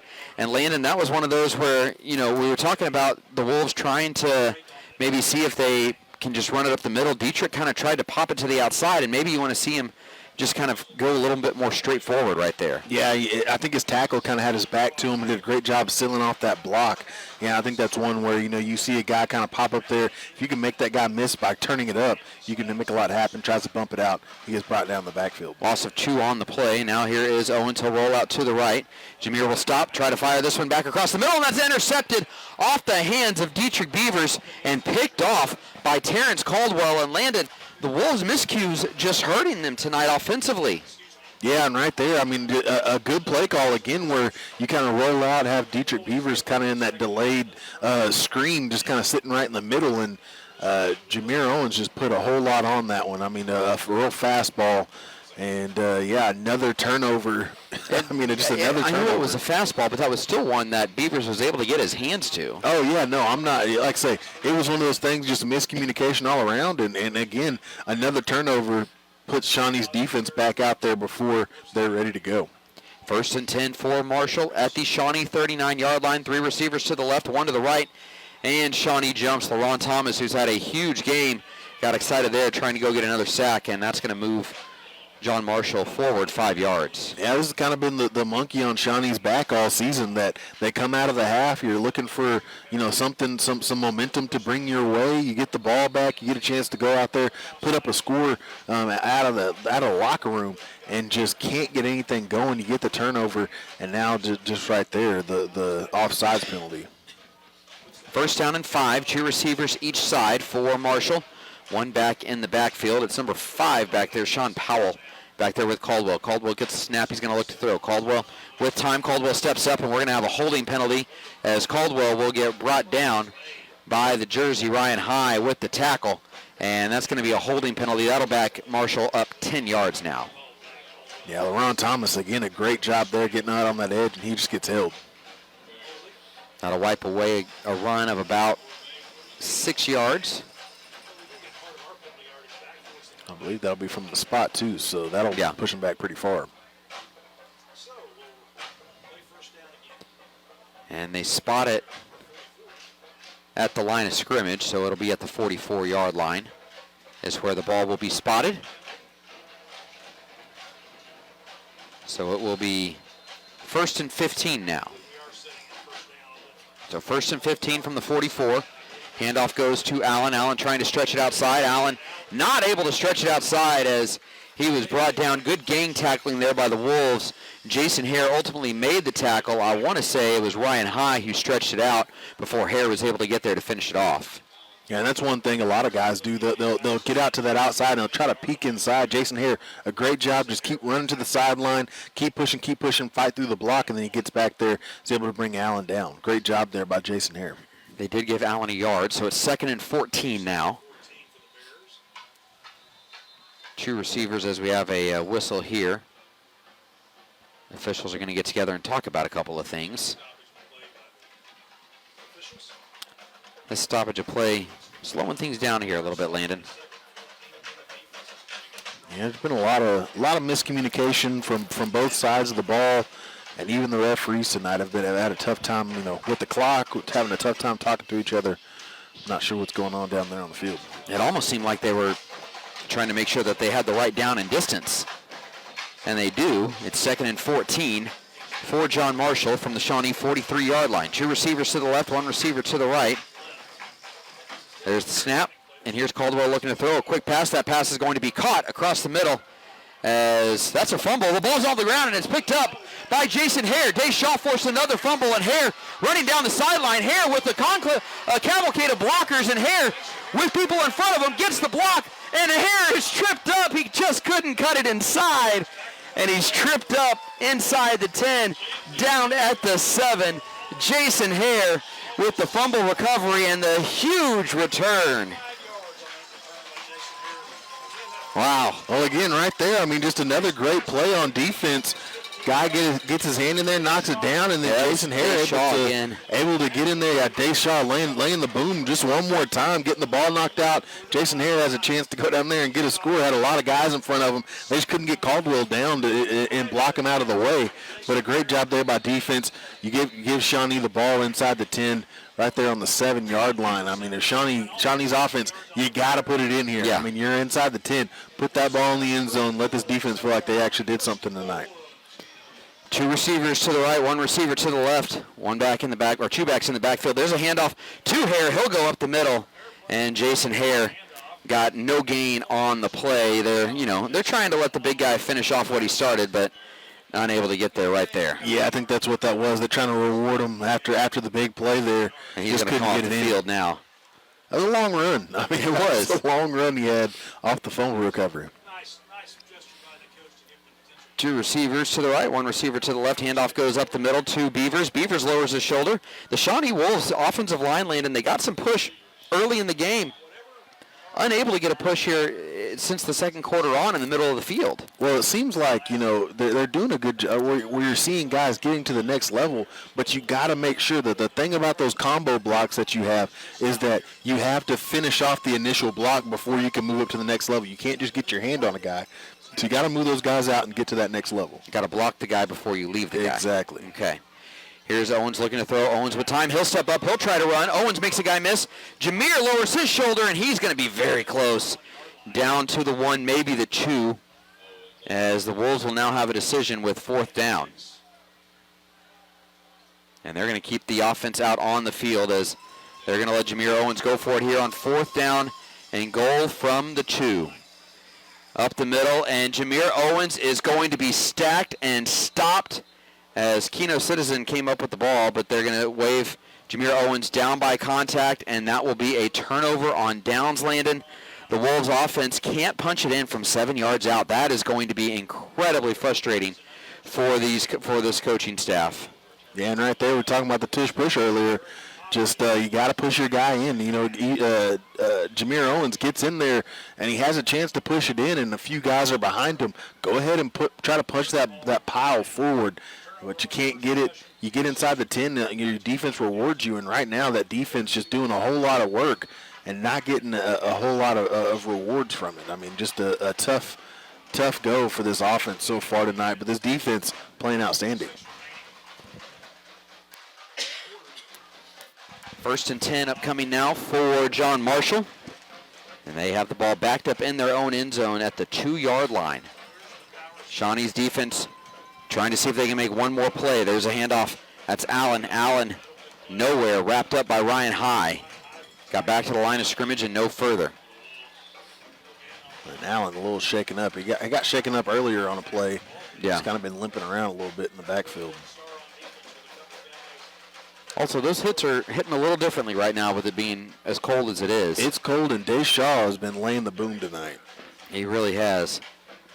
Shawnee showing a lot of pressure. Marshall coming out with 2 receivers to the right side, 1 receiver to the left. Shawnee, nobody in the defensive backfield at safety. Here's Caldwell looking to throw. Caldwell's going to step up, go across the middle. That pass is caught by Miles, and Miles is going to be wrapped up, but that'll be a 1st down for John Marshall as Zyron Campbell comes up with the tackle. Yeah, and right there, they run a slant route. Zyron Campbell just gets turned around out there, and that's a tough thing to have, especially when you don't got anybody in the backfield for you on the defensive side. Just gets turned around, and they're able to throw it underneath and get the 1st down and get out of the end zone. Up to the 18-yard line. 1st and 10 for the Bears at the 18. 2 receivers to the left, 1 to the right. Shawnee showing a blitz. And we're going to have a flag, and that should be on John Marshall. It will be, so that'll back the Bears up 5 yards. And that's another thing about this cold weather. Sometimes, you're just out there just kind of shivering and shaking a little bit, and sometimes you're just your muscles are tense. Sometimes you jump. 1st and 15 for John Marshall. Caldwell, by the way, after that last completion, now 3 of 10 for 40 yards. Caldwell gets the snap. He'll run a little reverse. And there goes number 1, Mikel Jackson. He is wrapped down and wrestled down. LaRon Thomas making another great play in the backfield. Jackson able to get back to the line of scrimmage, but no further. Yeah, and right there, just staying home, just staying where you need to be. They run that play again, and Shawnee's ready for it. Shawnee's ready for it. They did a great job getting in there. And LaRon Thomas, again, a short tackler tonight. He's done a great job there getting in the backfield and really disrupting most of John Marshall's offense tonight. He does it again on that play. 2nd down and 15, ball at the 13-yard line. 2 receivers to the left, 1 receiver to the right. Here's Caldwell looking to throw. Caldwell with time. Caldwell will now step up and he'll run. And Caldwell breaking a couple tackles, sidestepping a guy, and Caldwell will make 3rd down more manageable before he's ultimately wrapped up and brought down by Skelton and Ejon Thomas. Yeah, and right there, great job, coverage, covering up everybody. He did a great job on the front of making Caldwell sort of bump up there. Just couldn't bring him down, and now, like you said, 3rd down looking a little bit more interesting. 3rd down and 5 after that run of 10. So 3rd and 5. John Marshall taking a little bit of time. 3 receivers to the left, 1 receiver to the right, 1 back in the backfield. Marshall still looking over to their sideline. Play clock down to 7. Caldwell gets everybody set, gets the snap, and Caldwell's going to look to throw. Caldwell's going to fire this one deep, and that is going to be incomplete over the head of James Allen. Yeah, and right there, if he had just had a little more time, he maybe could have put it on him, but Shawnee brings the heat, gets back there in the backfield, and a few guys on the John Marshall side having trouble getting up right now. And Caldwell's shaking his head as he steps back to about the 10-yard line, so it looks like that Marshall will punt the ball away. Now, again, with an athlete like Caldwell, you got to be careful. He very well could fake it. Yeah, and he's a guy, not only that, but he's a guy that makes people miss, too.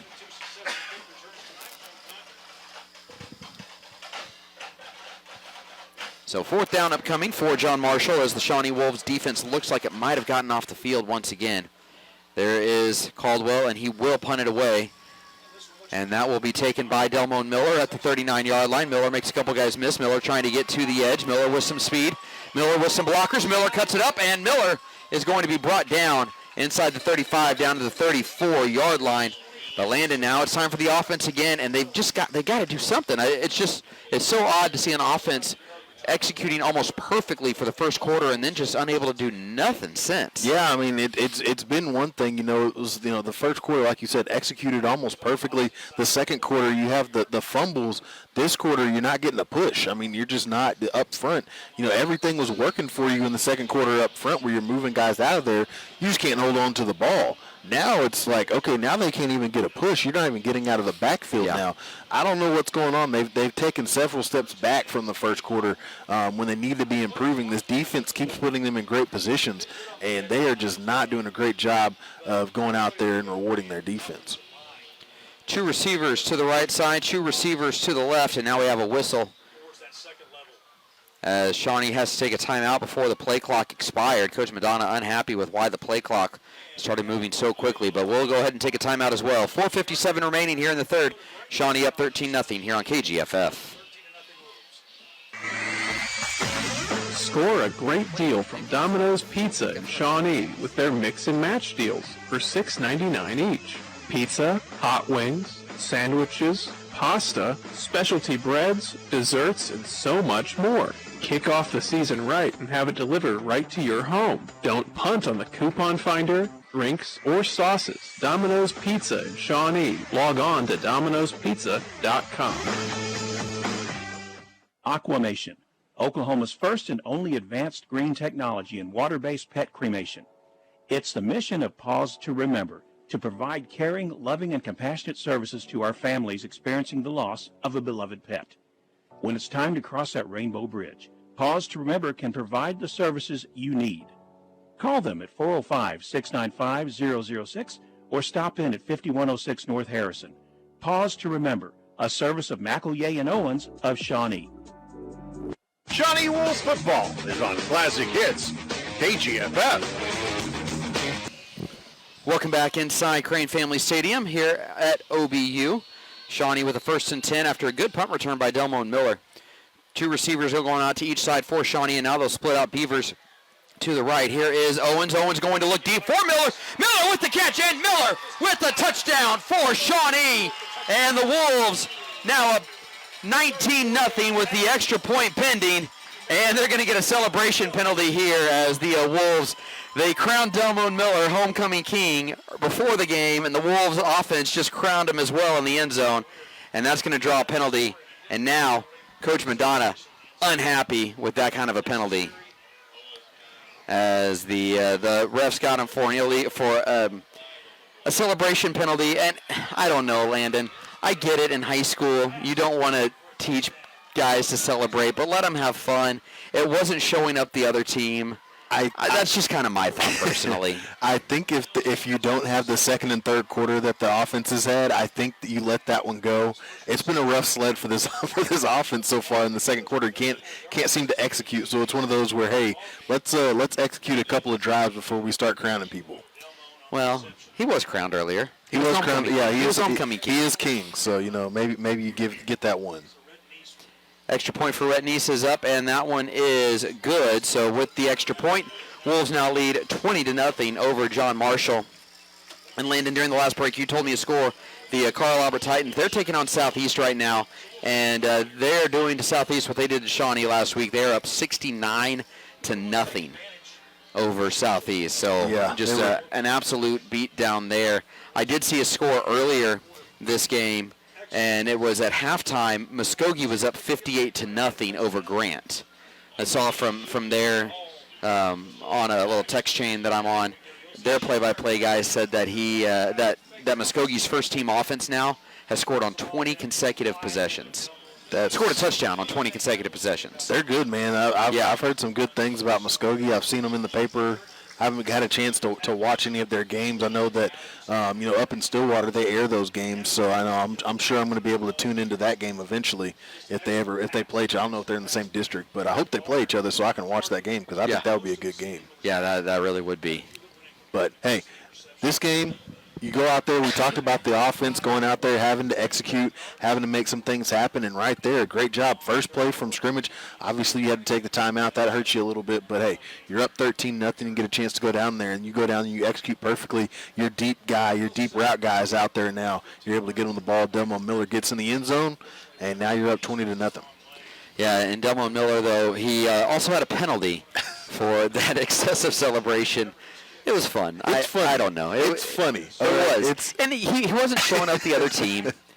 So I get it, but at the same time, it's like it was funny. Yeah, I see where Coach Madonna's coming from, but can you help yourself? You're the homecoming king. I get it, but at the same time, it is fun. I think any other game, any other moment, maybe you do that in the first quarter, and he's out there. You're feeling pretty good. You go ahead and crown yourself, But yeah, I think that's where Coach Madonna's frustration comes from. I got a feeling that Delmon's probably going to be doing a little extra conditioning this week. Couple of up downs, we used to run to the hydrant in the back was the big punishment for us. I don't know if they can run stairs at Jim Thorpe right now. I don't know if they are safe enough, frankly, to do that. But if they are, he might be running some stairs. Yeah. There's the kick by Neese, and it's a short kick, and oh my, ball is on the ground, and that's going to be a penalty, as Jason Hare is going to get called for a targeting, as he just flew right into the helmet of the Marshall player trying to field the kick. And that was a scary play, and there was nothing, bad about what Hare tried to do. He was trying to make a play. It wasn't a dirty play. That's what I'm trying to say. It was just unfortunate because Hare dove to try to make a play right as the Marshall player went underneath him. And his shoulder pad collided right with the Marshall player's helmet. Yeah, making a play on the ball, like you said, and just so happened that his helmet was right there. An unfortunate play. You hate to see guys go down like that, but we'll see what can come out of it. And they're going to tend to him right now over right near the Shawnee sideline. So we'll take a break. This is Shawnee football here on 100.9 FM and 1450 AM Classic Hits KGFF. Shawnee fans, Finley & Cook CPAs is proud to be part of the Wolves Pack for over 75 years. From the heart of Shawnee, Oklahoma, we've seen legends rise and unforgettable moments shine on the field and court. As our Wolves tackle, dribble, and score, remember, just like Shawnee's spirit, Our commitment to our community and Wolves never wavers. Go, Wolves! Proudly supported by Finley and Cook, serving Shawnee's numbers, nurturing Shawnee's dreams. Hey there, local sports fans and community champions. Are you ready to show your true colors and support the Shawnee Wolves? Look no further than Sovereign Bank. When you bank with Sovereign, you're not just a customer, you're a teammate in the game of community success. Sovereign is not just cheering from the sidelines, they're in the huddle, backing every play, every victory. Your deposits with Sovereign directly fund dreams for Shawnee students. Switch to Sovereign Bank today and let's score big together. Sovereign Bank, proud sponsor of Shawnee Athletics. Member FDIC, equal housing lender. Shawnee Wolves football is on Classic Hits, KGFF. The injured player for the John Marshall Bears was Cameron Marshall, and he is up and walking off under his own power. And good sportsmanship we saw from Jason Hare there after that penalty, where he actually ended up hitting him with his knee in the head as he tried to jump over him and avoid him. He went over there just to make sure he was okay and to tell him that it was an accident, all that kind of stuff. So a good sign of sportsmanship there for Shawnee. And there's a fumble by John Marshall, and Shawnee has it. The Wolves came up with the loose ball, and it's an interception, I think, by Shawnee as Ryan High came up with it, or maybe it was number 16, Jaden Smith, who came up with it. But Landon, a big play again by the Shawnee defense. Yeah, high pass got out of the hands of the receiver. Jaden Smith, a great job fighting through that block. That's one thing that he's done really good these past few weeks, fighting through those blocks, getting to the outside, setting that edge. He fights through the block, and the ball falls right in his hands. Hey, hard work pays off. He gets out there. He gets the interception. This offense gets to go out there and try to put some more points on the board after the big drive they had last time. So it will be 1st and 10 for the Wolves. And Shawnee will come out with 3 receivers to the left side, 1 receiver to the right. Here's a handoff, and that is going to be Beavers up the middle. He'll get a few yards out of that one.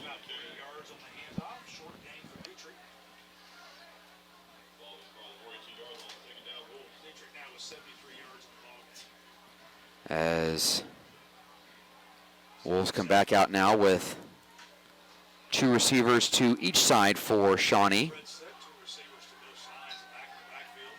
And here's a quick pass out to Keno Citizen. Citizen trying to make a couple guys miss, and he's run out of bounds at about the 41, maybe 42-yard line. They're going to actually mark him at the 44, which would be enough for a first down. A little surprised they gave him that many yards, Landon. They're going to take a look at this. That should be enough to move the chains if he got to the 44. There you go. They give him the first. So a Shawnee first down.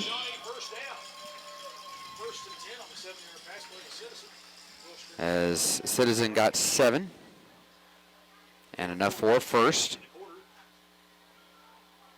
And there's a handoff to Beavers. Beavers trying to stretch it out to the left side. Beavers breaking a couple tackles, and we have several flags come in as this one will be coming back.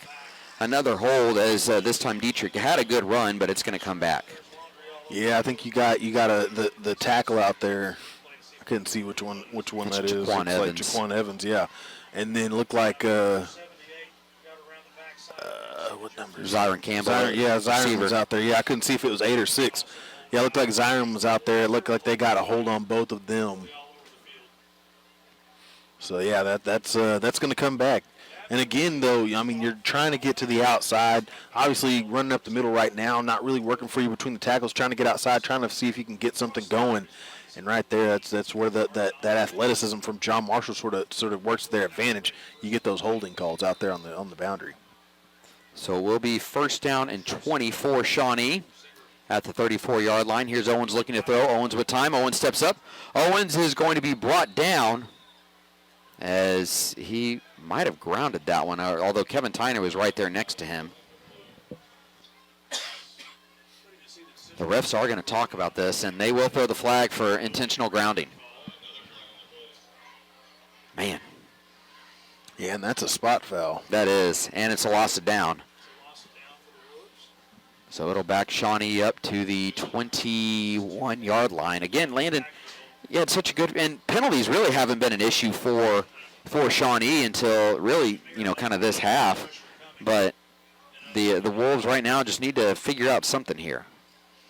Yeah, right now just kind of stalled out. I think Coach Madonna wants an explanation from the referee because, like I said, Kevin Tyner was in the area. They go ahead and throw that flag, and yeah, like I say, it keeps backing up. Things just keep happening for you. You have one good drive, and then you have just a few bad ones. You're down to the 16-yard line for second down and really long, and then there's Kevin Tyner who goes nowhere. So no gain on the play by Tyner, and it'll bring up third down now and 38. That's a long way to go, Landon. That is a long way to go. Not too many plays you can draw up from practice for 3rd and 38. Just run and see if Owens can hit you. He's got his home run hitters out there. He there. does, yeah. Delmone's out there. Citizen, Ejon, they're out there. Here's Owens. He's going to fire this one across the middle of the field, and that's going to be incomplete. Tried to hit Ejon Thomas, and that'll be over his head. And right now, Landon, with 4th down and 38, you just kind of hope that Lance Williams can just boot the ball away and get it close to midfield. Yeah, you're just hoping with the way that everything's gone on this side of the ball, you just hope that he just can at least hold on to it. I mean, it's been a rough go for this offense tonight. You're looking at this at the film this weekend, going, man, there's a lot of opportunities that we could have had to be up big, and we really just kind of kept John Marshall in it. There's a kick by Williams, and it will bounce and it will roll. And it's going to be picked up by Jackson. Jackson's going to try to stretch this one out and return it, and that's going to come back, I believe, as Ryan High comes up with the tackle for the Wolves. And that'll be out to it. Right now will be spotted at the 30, or the 31, but that's not where he's going to actually have it. Yeah, and that's when the ball's kind of bouncing around, plays starting to die down, and when your guy picks up the ball and takes off running, you're just not ready for it, and that's where the hold comes in for John Marshall.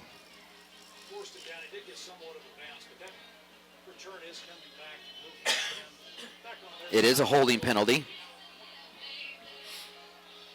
And so that will go against Marshall. And it will be marked all the way back at the, let's see where they mark it back. It'll be marked back at the Shawnee 40, or the Shawnee 48-yard line. So it will be John Marshall ball, at the 48-yard line.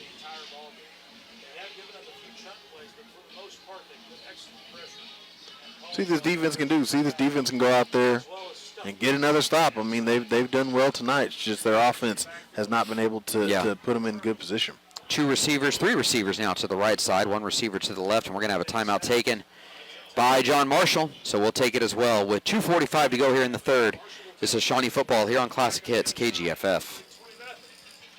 Years, most people in the midst of arranging a funeral have had only 2 choices, cremation or burial. But there is a third option available, aquamation or flameless cremation. McAleer and Owens Funeral Group offers this environmentally friendly, less costly alternative to traditional cremation or burial. Mike McAleer or Robert Owens would be glad to discuss this water-based, sustainable method of final disposition with you. Call McAleer and Owens today at 405-695-5006 or stop by 5106 North Harrison in Shawnee. Harrison Discount Pharmacy opened its doors in 1986. David Nicholas and his friendly staff have been serving Shawnee residents with quick refills plus handling transfer prescriptions with ease.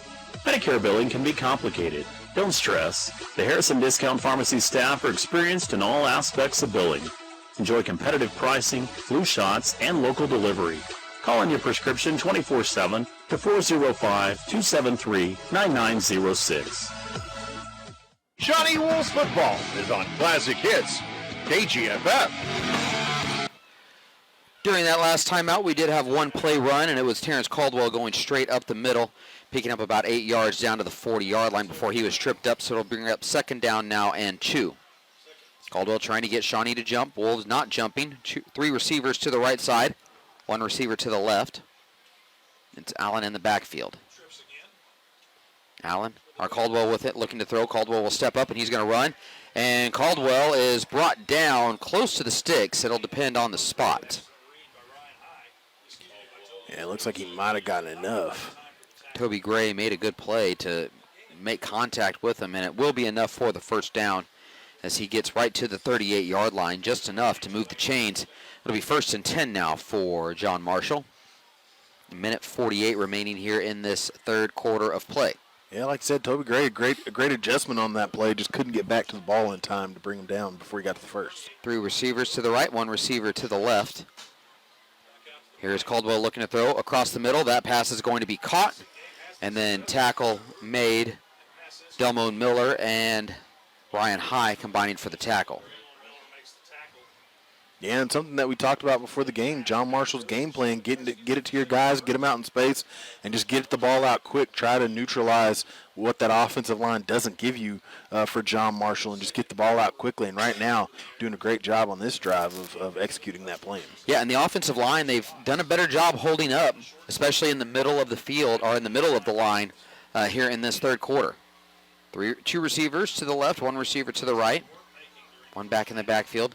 They're going to run that little trick play, and that goes nowhere as DeMario Joyner just ate that one up in the backfield. Yeah, and again, right there, we saw it earlier with Shawnee. The snap's kind of throwing off the timing of the play. That threw out the timing of the play. A bad snap. Has to kind of go for it. Tries to get the reverse. Doesn't have it there. DeMario Joyner just a great job getting in there, wrapping him up, and bringing him down in the backfield. 3rd down and 10. As this is where you want John Marshall in these 3rd down and longs.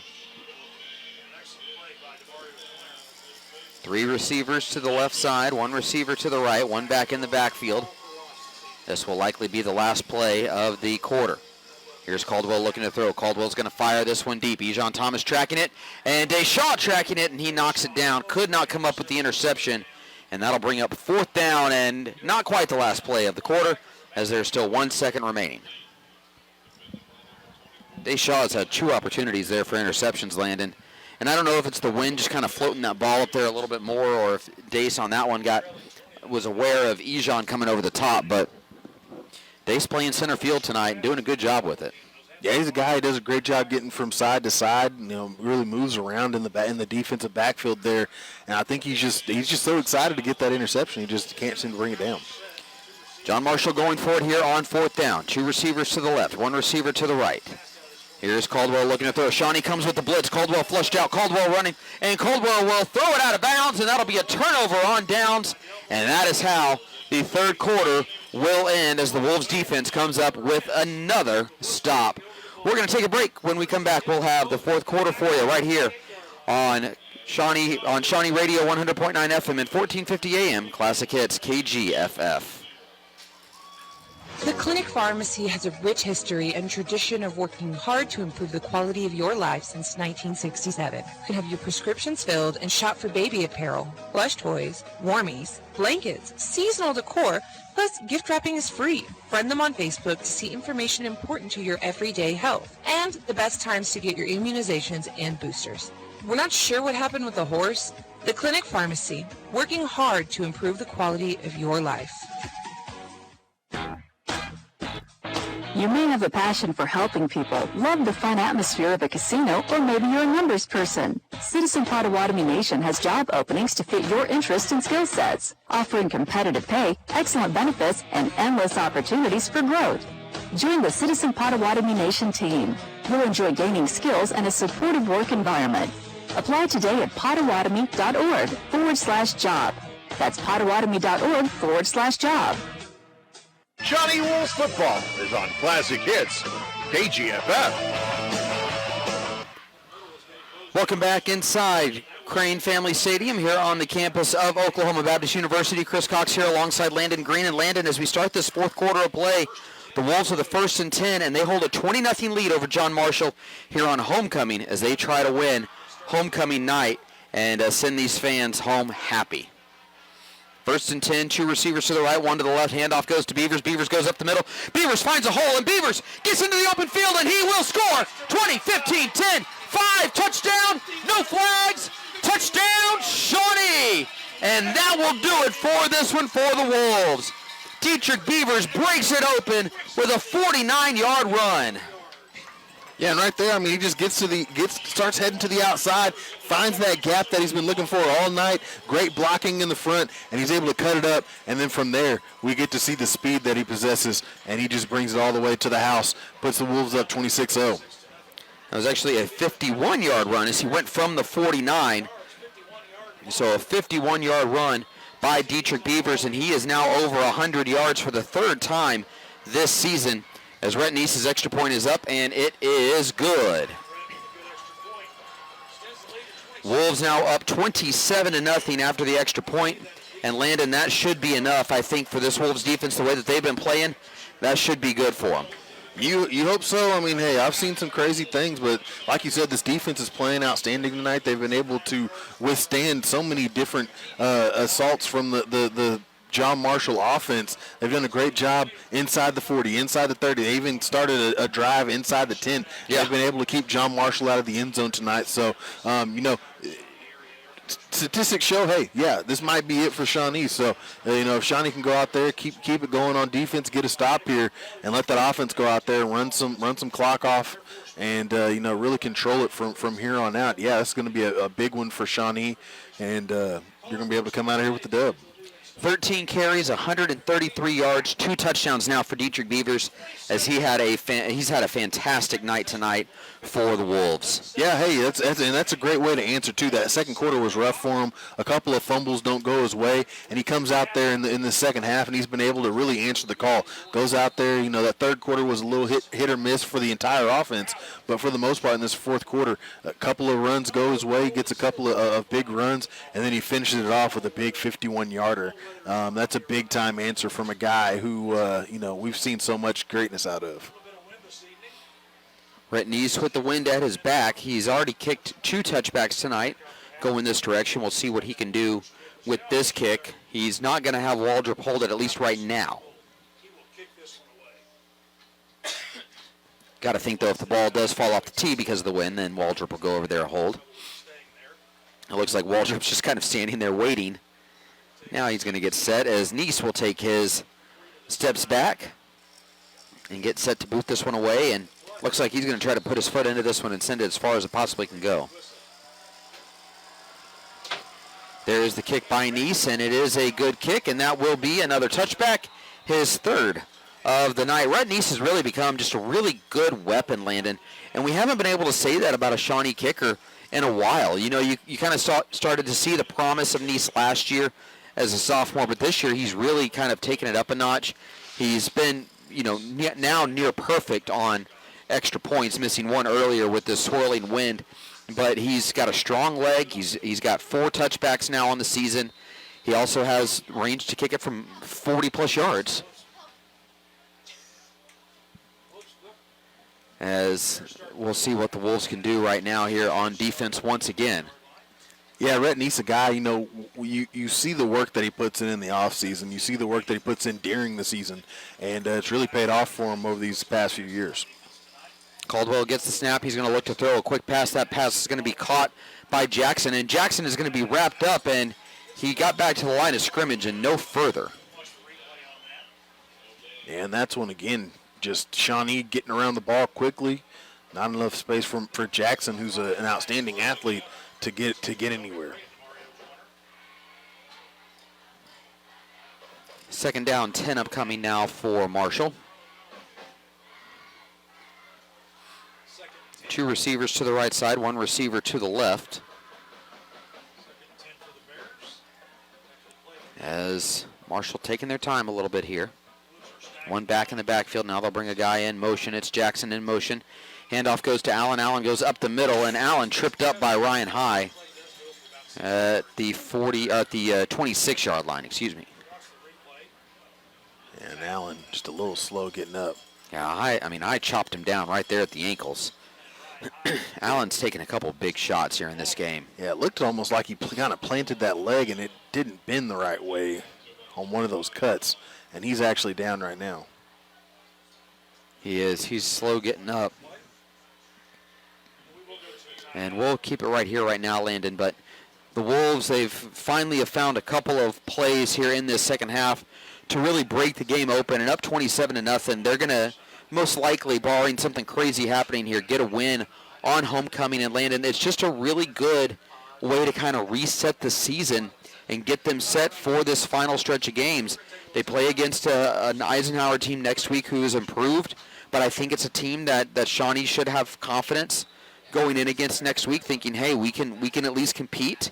And then if they win that game, then that sets them up for that final stretch against Piedmont, Guthrie, and Southeast, where if they win 2 of those 3, they're probably looking at a playoff game. Yeah, I mean, you're talking about, like I say, this is a wide open district still, at least for those last 2 spots. And so you're talking about a team that can go out there and possibly find themselves, like you said, in a playoff spot. Getting back to action now here in this one. 3rd down and 4 for Marshall. 2 receivers to the right, 1 receiver to the left. Handoff goes to number 14 up the middle, and the ball's on the ground, and it's going to be picked up by the Wolves. Toby Gray with the fumble, and Ryan High with the recovery for the Wolves. Wow, this defense, Landon, you know, we've talked about the offense and how it's been a little inconsistent here in this one. This defense has not. It's been great. Yeah, from start to finish, they've just been able to get their hands on it. You can see these guys down here. They're celebrating a little bit coming over to the sideline. But like you said, they've done a great job. They've done a great job wrapping up. They've done a great job getting around the ball, really securing these athletes from John Marshall. And then on top of that, they've been able to get their hands on the ball. They've been able to really rip that ball out. They've gotten the turnovers that they've needed, and they've done a great job tonight just all around of playing on that side of the ball.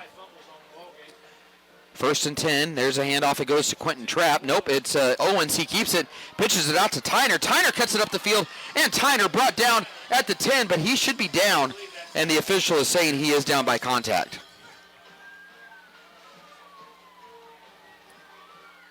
Yeah, and that was one of the most obvious ones of being down on the ground. Yeah. But again, that's one of those, hey, you come over to the sideline, come talk to the coach for a little while. Hey, just go on and hold on to the ball. You know, we don't get reviews at this level, right. So just make sure you hold on to that ball throughout the whole time, and we don't have to worry about it. Carl Albert, by the way, now they have won their game against Southeast 77-0. Carl Albert now every game, Landon, has increased their scoring. Yeah, I mean they're an incredible team. I mean they're really good. Handoff goes to Tyner. Tyner goes up the middle, and Tyner stood up and brought down right at the 10-yard line. And right there, just a play where you're trying to control the clock a little bit.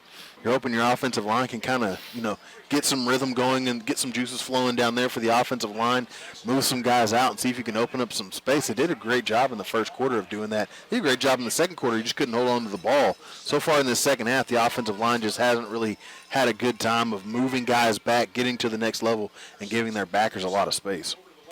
3 receivers to the left, 1 receiver to the right. Here's Owens looking to throw. Owens with time. He's going to step up. He's going to run.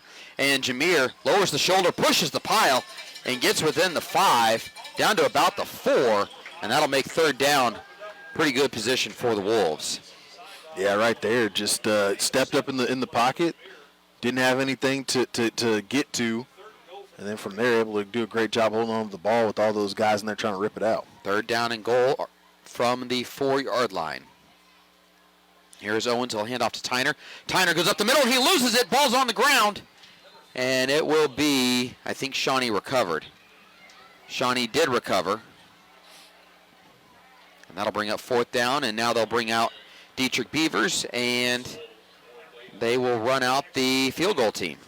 Yeah, and that's one right there. Tyner pretty much saw the end zone right in front of him. You start to dance a little bit, think about your celebration.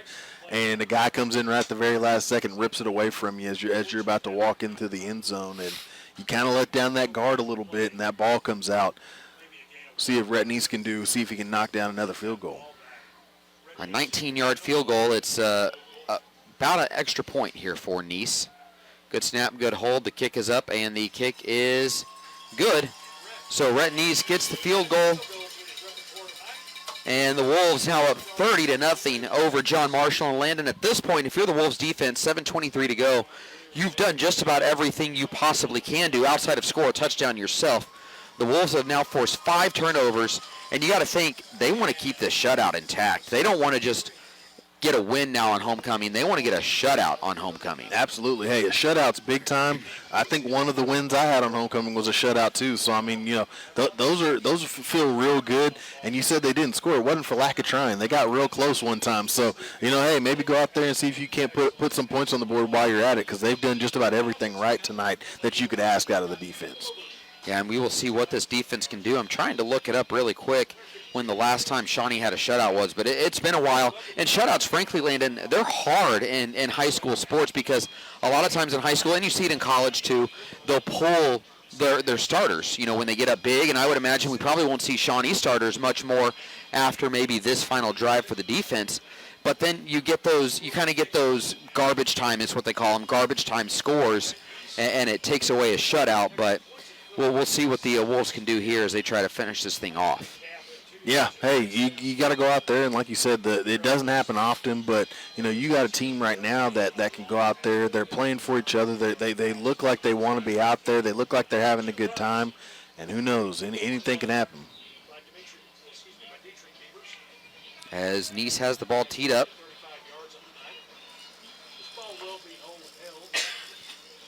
Waldrop holds for Nice. He doesn't take his full step, so it looks like he will be probably not trying to kick this one into the end zone. There's the kick, and it's a good kick. It is a high kick. It will go into the end zone. Wow. Another touchback there by Nice, as he gets another touchback and runs his total from 1 to 5 tonight. Yeah, he's just a guy, man. He just does a great job in that kicking game, and like you said earlier, he really became a weapon. I think last year is really when he took that step forward and became a guy that could kind of change the field for you. And this year, he's precise now. It's the precision now of it all. By the way, it looks like the last time Shawnee had a shutout was back in 2017. Shawnee beat Edison 21-0, and earlier that year they actually beat McAllister 31-0, something that you rarely hear about with McAllister, but I think they got the win. I want to say that was my first year. I want to say that was my first year calling up here. That McAllister team was down a little bit. Yeah. Here is Caldwell. He's looking to run. Caldwell is brought down, as now we have guys pushing and shoving after the play, but Jaden Smith and big number 62, Desmond Martin, stop right at the whistle, just like you expect guys to. Yeah, I think this is the time of the game where, as a coach, you kind of got to pull your guys in and say, hey, let's just get to the end of this game. The other team's going to be frustrated. They're going to be trying to debate you guys into doing stuff that you shouldn't do. And also, Shawnee's excited. They're going to be, some guys, if they talk, might want to talk a little bit more. So, it is what it is. Here's Caldwell looking to throw. Caldwell will step up, and Caldwell almost sacked again, but gets away from it and is now going to be brought down, but he's going to pick up a few yards out of it, and Toby Gray is shaken up. He is holding that, it looks like that right arm of his.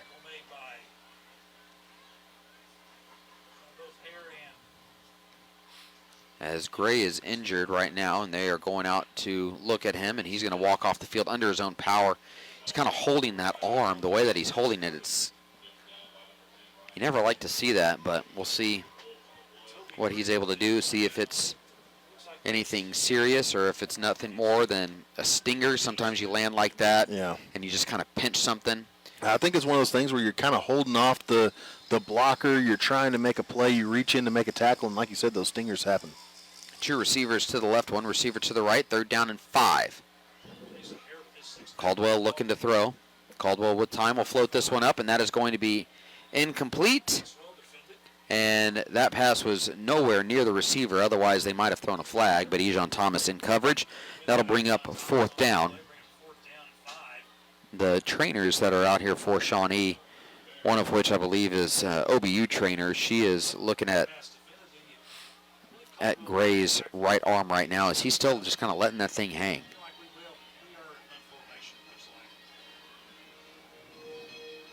And like I say, sometimes it feels almost like it goes dead. You get those stingers and it just kind of just tingles and it just kind of falls on you.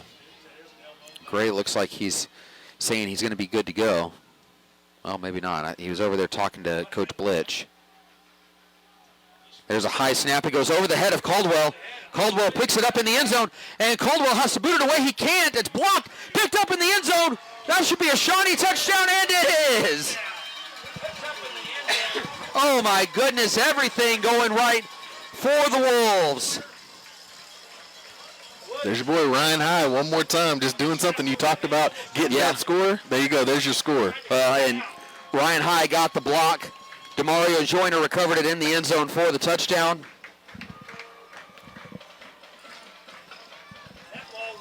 As Ryan High got the block. And DeMario Joyner with the recovery. The Wolves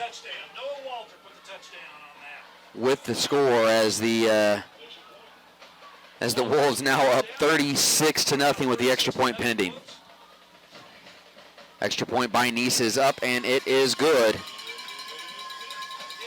Wow, Landon, what a great game for Shawnee. Yeah, and like I say, I mean, just an all-around one of those things on defense where, you know, you just done everything you can do. You talked about all the stuff that they've done. You said they needed a score.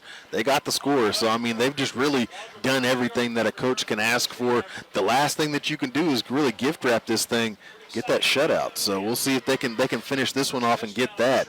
But so far tonight, Shawnee's defense playing way outstanding. Yeah. Yeah, way outstanding is correct.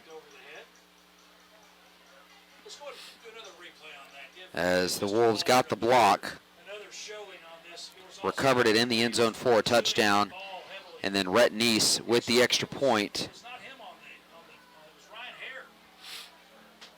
Wow, I mean, this is, Landon, after last week's game, losing 70-0, and again, we talked about how they played clean last week, and there were positives that they could take off of that.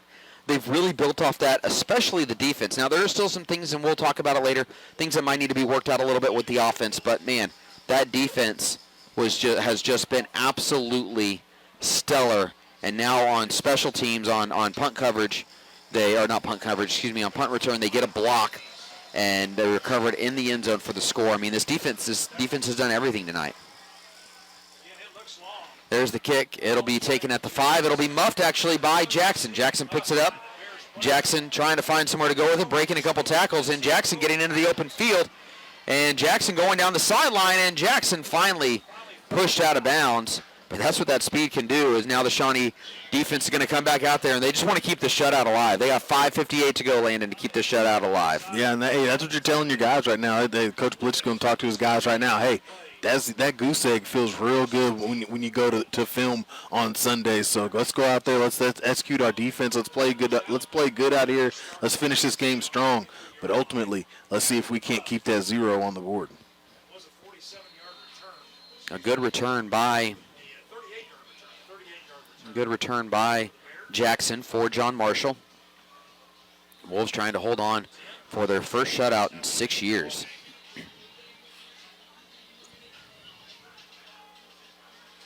Two receivers to the left side, to the right side, and now two receivers going out to the left as well, one back in the backfield.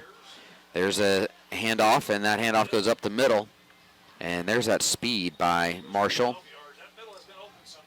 And that was number 5, Sean Powell, who exploded up the middle. Yeah, and right there, I mean, that's been there all night. Just doing a great job. That offensive line does a great job of just clearing enough space to let their guys run through it.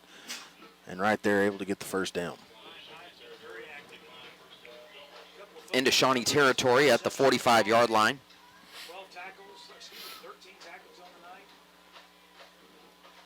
And Caldwell with two receivers to each side, and that should be a false start. That'll go against John Marshall. Caldwell talking to his line, telling him to stay solid. And that's one right there. You're just trying to put Shawnee's trying to get the shutout. John Marshall trying to put points on the board before they get out of here. Yeah. I think you've got a good drive going. You're a little amped up. A lot of pressure on you, and you jump offside. Two receivers each side for Marshall. 1st and 15 after that false start penalty right at midfield. There's the snap. Here's Caldwell looking to throw. Caldwell goes across the middle. That pass is going to be caught by Jackson. Jackson goes forward and is able to pick up about 6 yards.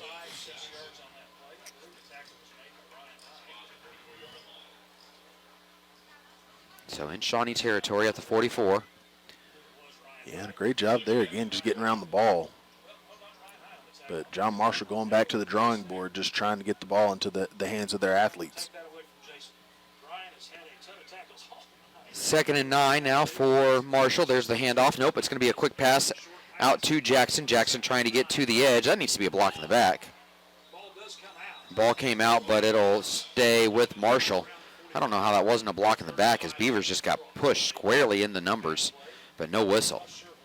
Yeah, I think this is probably going to be one where, we talk about, guys just kind of getting to the end of the game. The referees, they see it too. Yeah, they're not going to throw a flag unless it's just egregious. Exactly. It's got to be something crazy.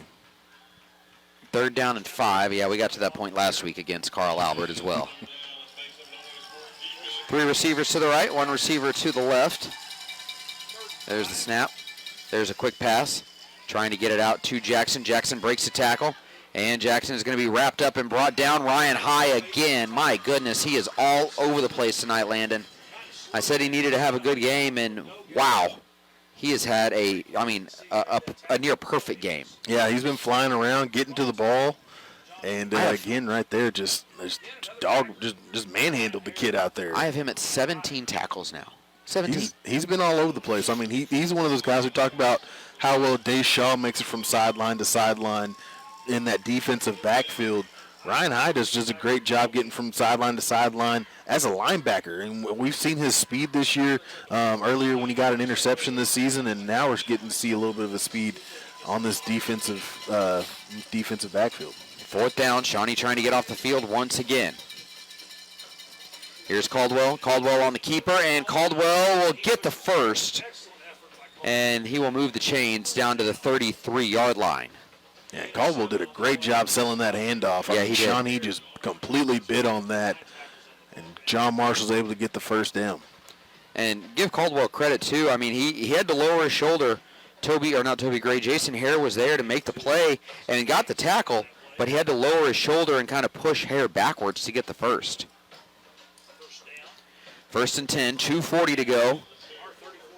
Shawnee trying to keep this shutout intact. 3 receivers to the right side, 1 receiver to the left. Here's Caldwell looking to throw. Caldwell will step up. Caldwell will run. And Caldwell will get out of bounds, as he was forced out of bounds by, you want to take a guess? Yeah, it's our boy, Ryan High. That's right. Another tackle for High. I mean, he's getting around today. I mean, he is really, really moving. Yeah, and when I go back and watch these games to kind of chart them for all the stats and everything, it'll be interesting to see not just where his final numbers actually end up, but just where he impacted things elsewhere. Because it seems like he's just been in on, even if he hasn't made the tackle, he's been in on every play. There's a run up the middle as Hare comes up with the tackle.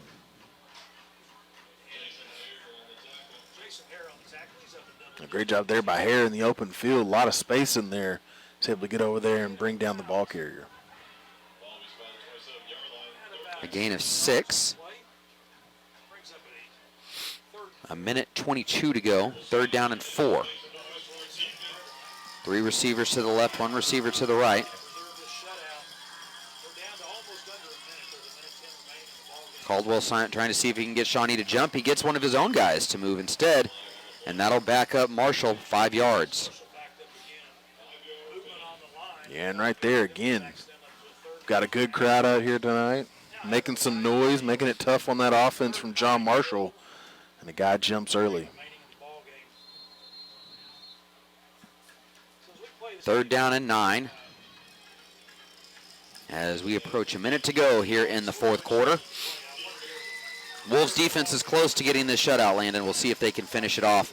They got to hold on for 50 seconds. Caldwell looking to throw. Caldwell going across the middle, and that is going to be incomplete as Ejon Thomas breaks up that pass. And now the Wolves, Landon, they have one more play to make here to get this shutout. If they can stop John Marshall here on this 4th down play, then the shutout will be theirs. Hey, go out there. You just got to execute. Just got to execute on this one last play and get off the field.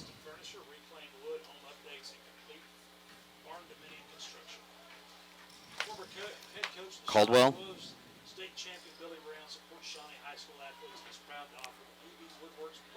As Caldwell trying to get Shawnee to jump. 3 receivers to the left, 1 to the right. They're going to try that little flip to Jackson on that reverse. Jackson trying to get to the edge.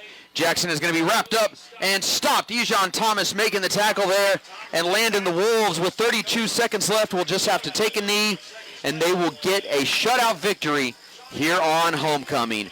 Wow, that is not something that I thought I was going to be able to say here, not in this game, and really for a while with this team. You know they're going in the right direction.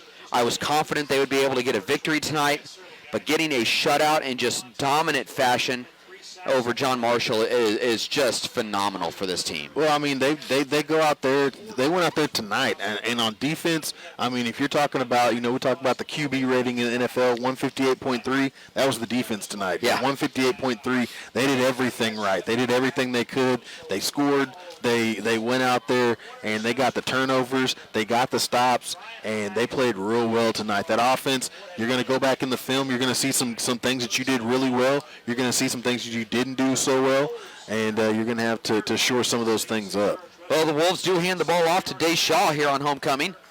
I don't know if they don't have a kneel-down play in their playbook, but Deshaw gets the run. It's good to see him get a little bit of a run here with the with this first-team offense. And now you have the student section counting down Landon to a win as the Shawnee Wolves get the victory 37-0, and they beat the John Marshall Bears here on homecoming and get just a very good, a very impressive win, and one that this Shawnee coaching staff will be incredibly pleased with, and one that these Shawnee players will be able to celebrate. And frankly, Landon, you know this, playing in homecoming games, this is a game that these Shawnee players will be able to remember for a really long time.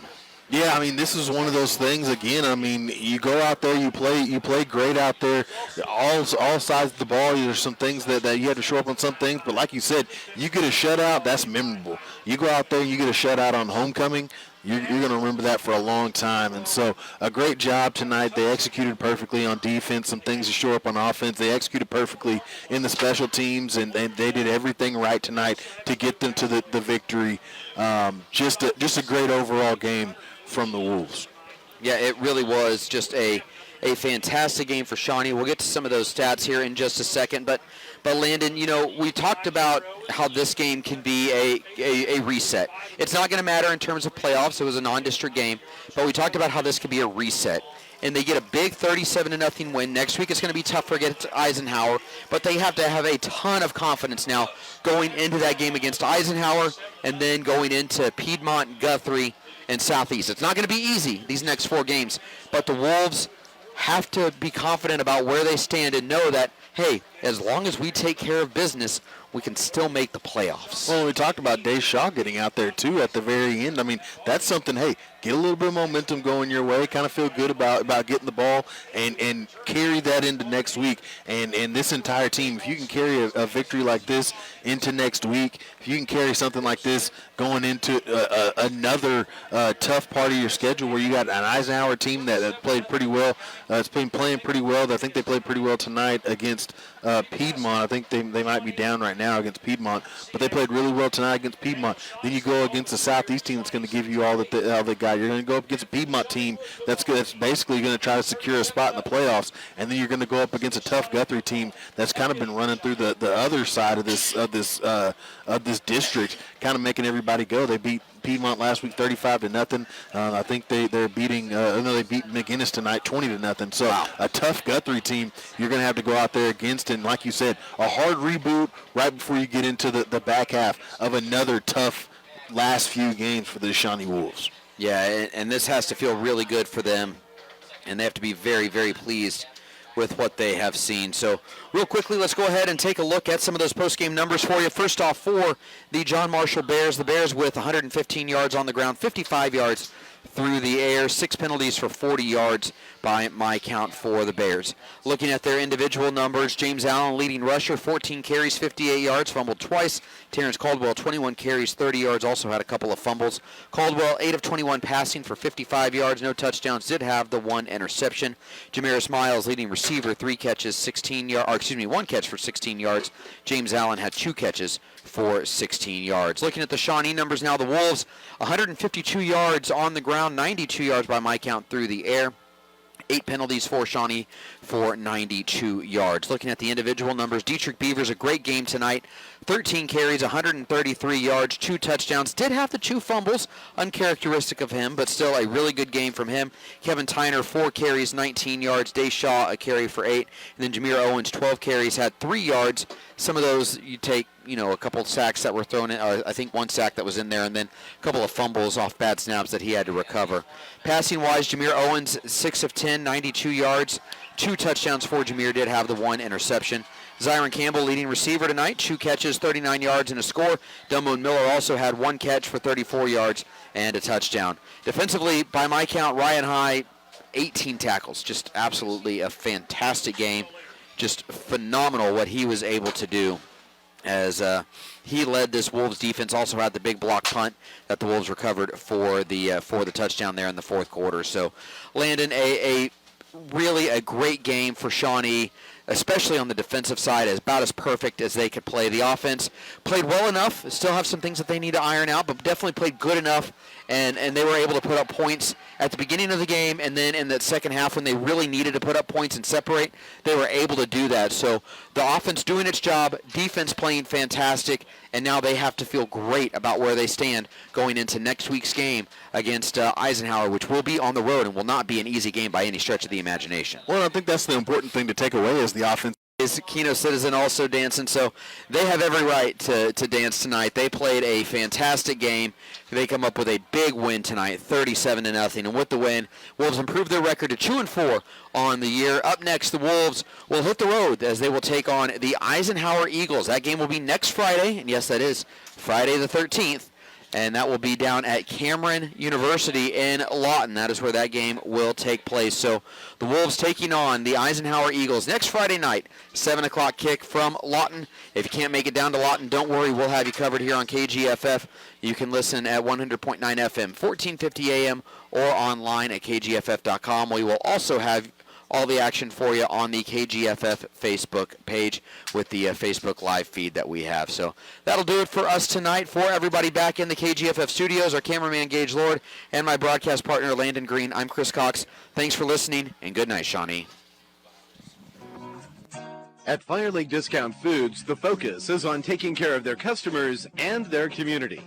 Quality food at everyday low prices, excellent customer care, and supporting the needs of our community through local causes and school organizations. Shop where it not only saves you money, but where it means something. From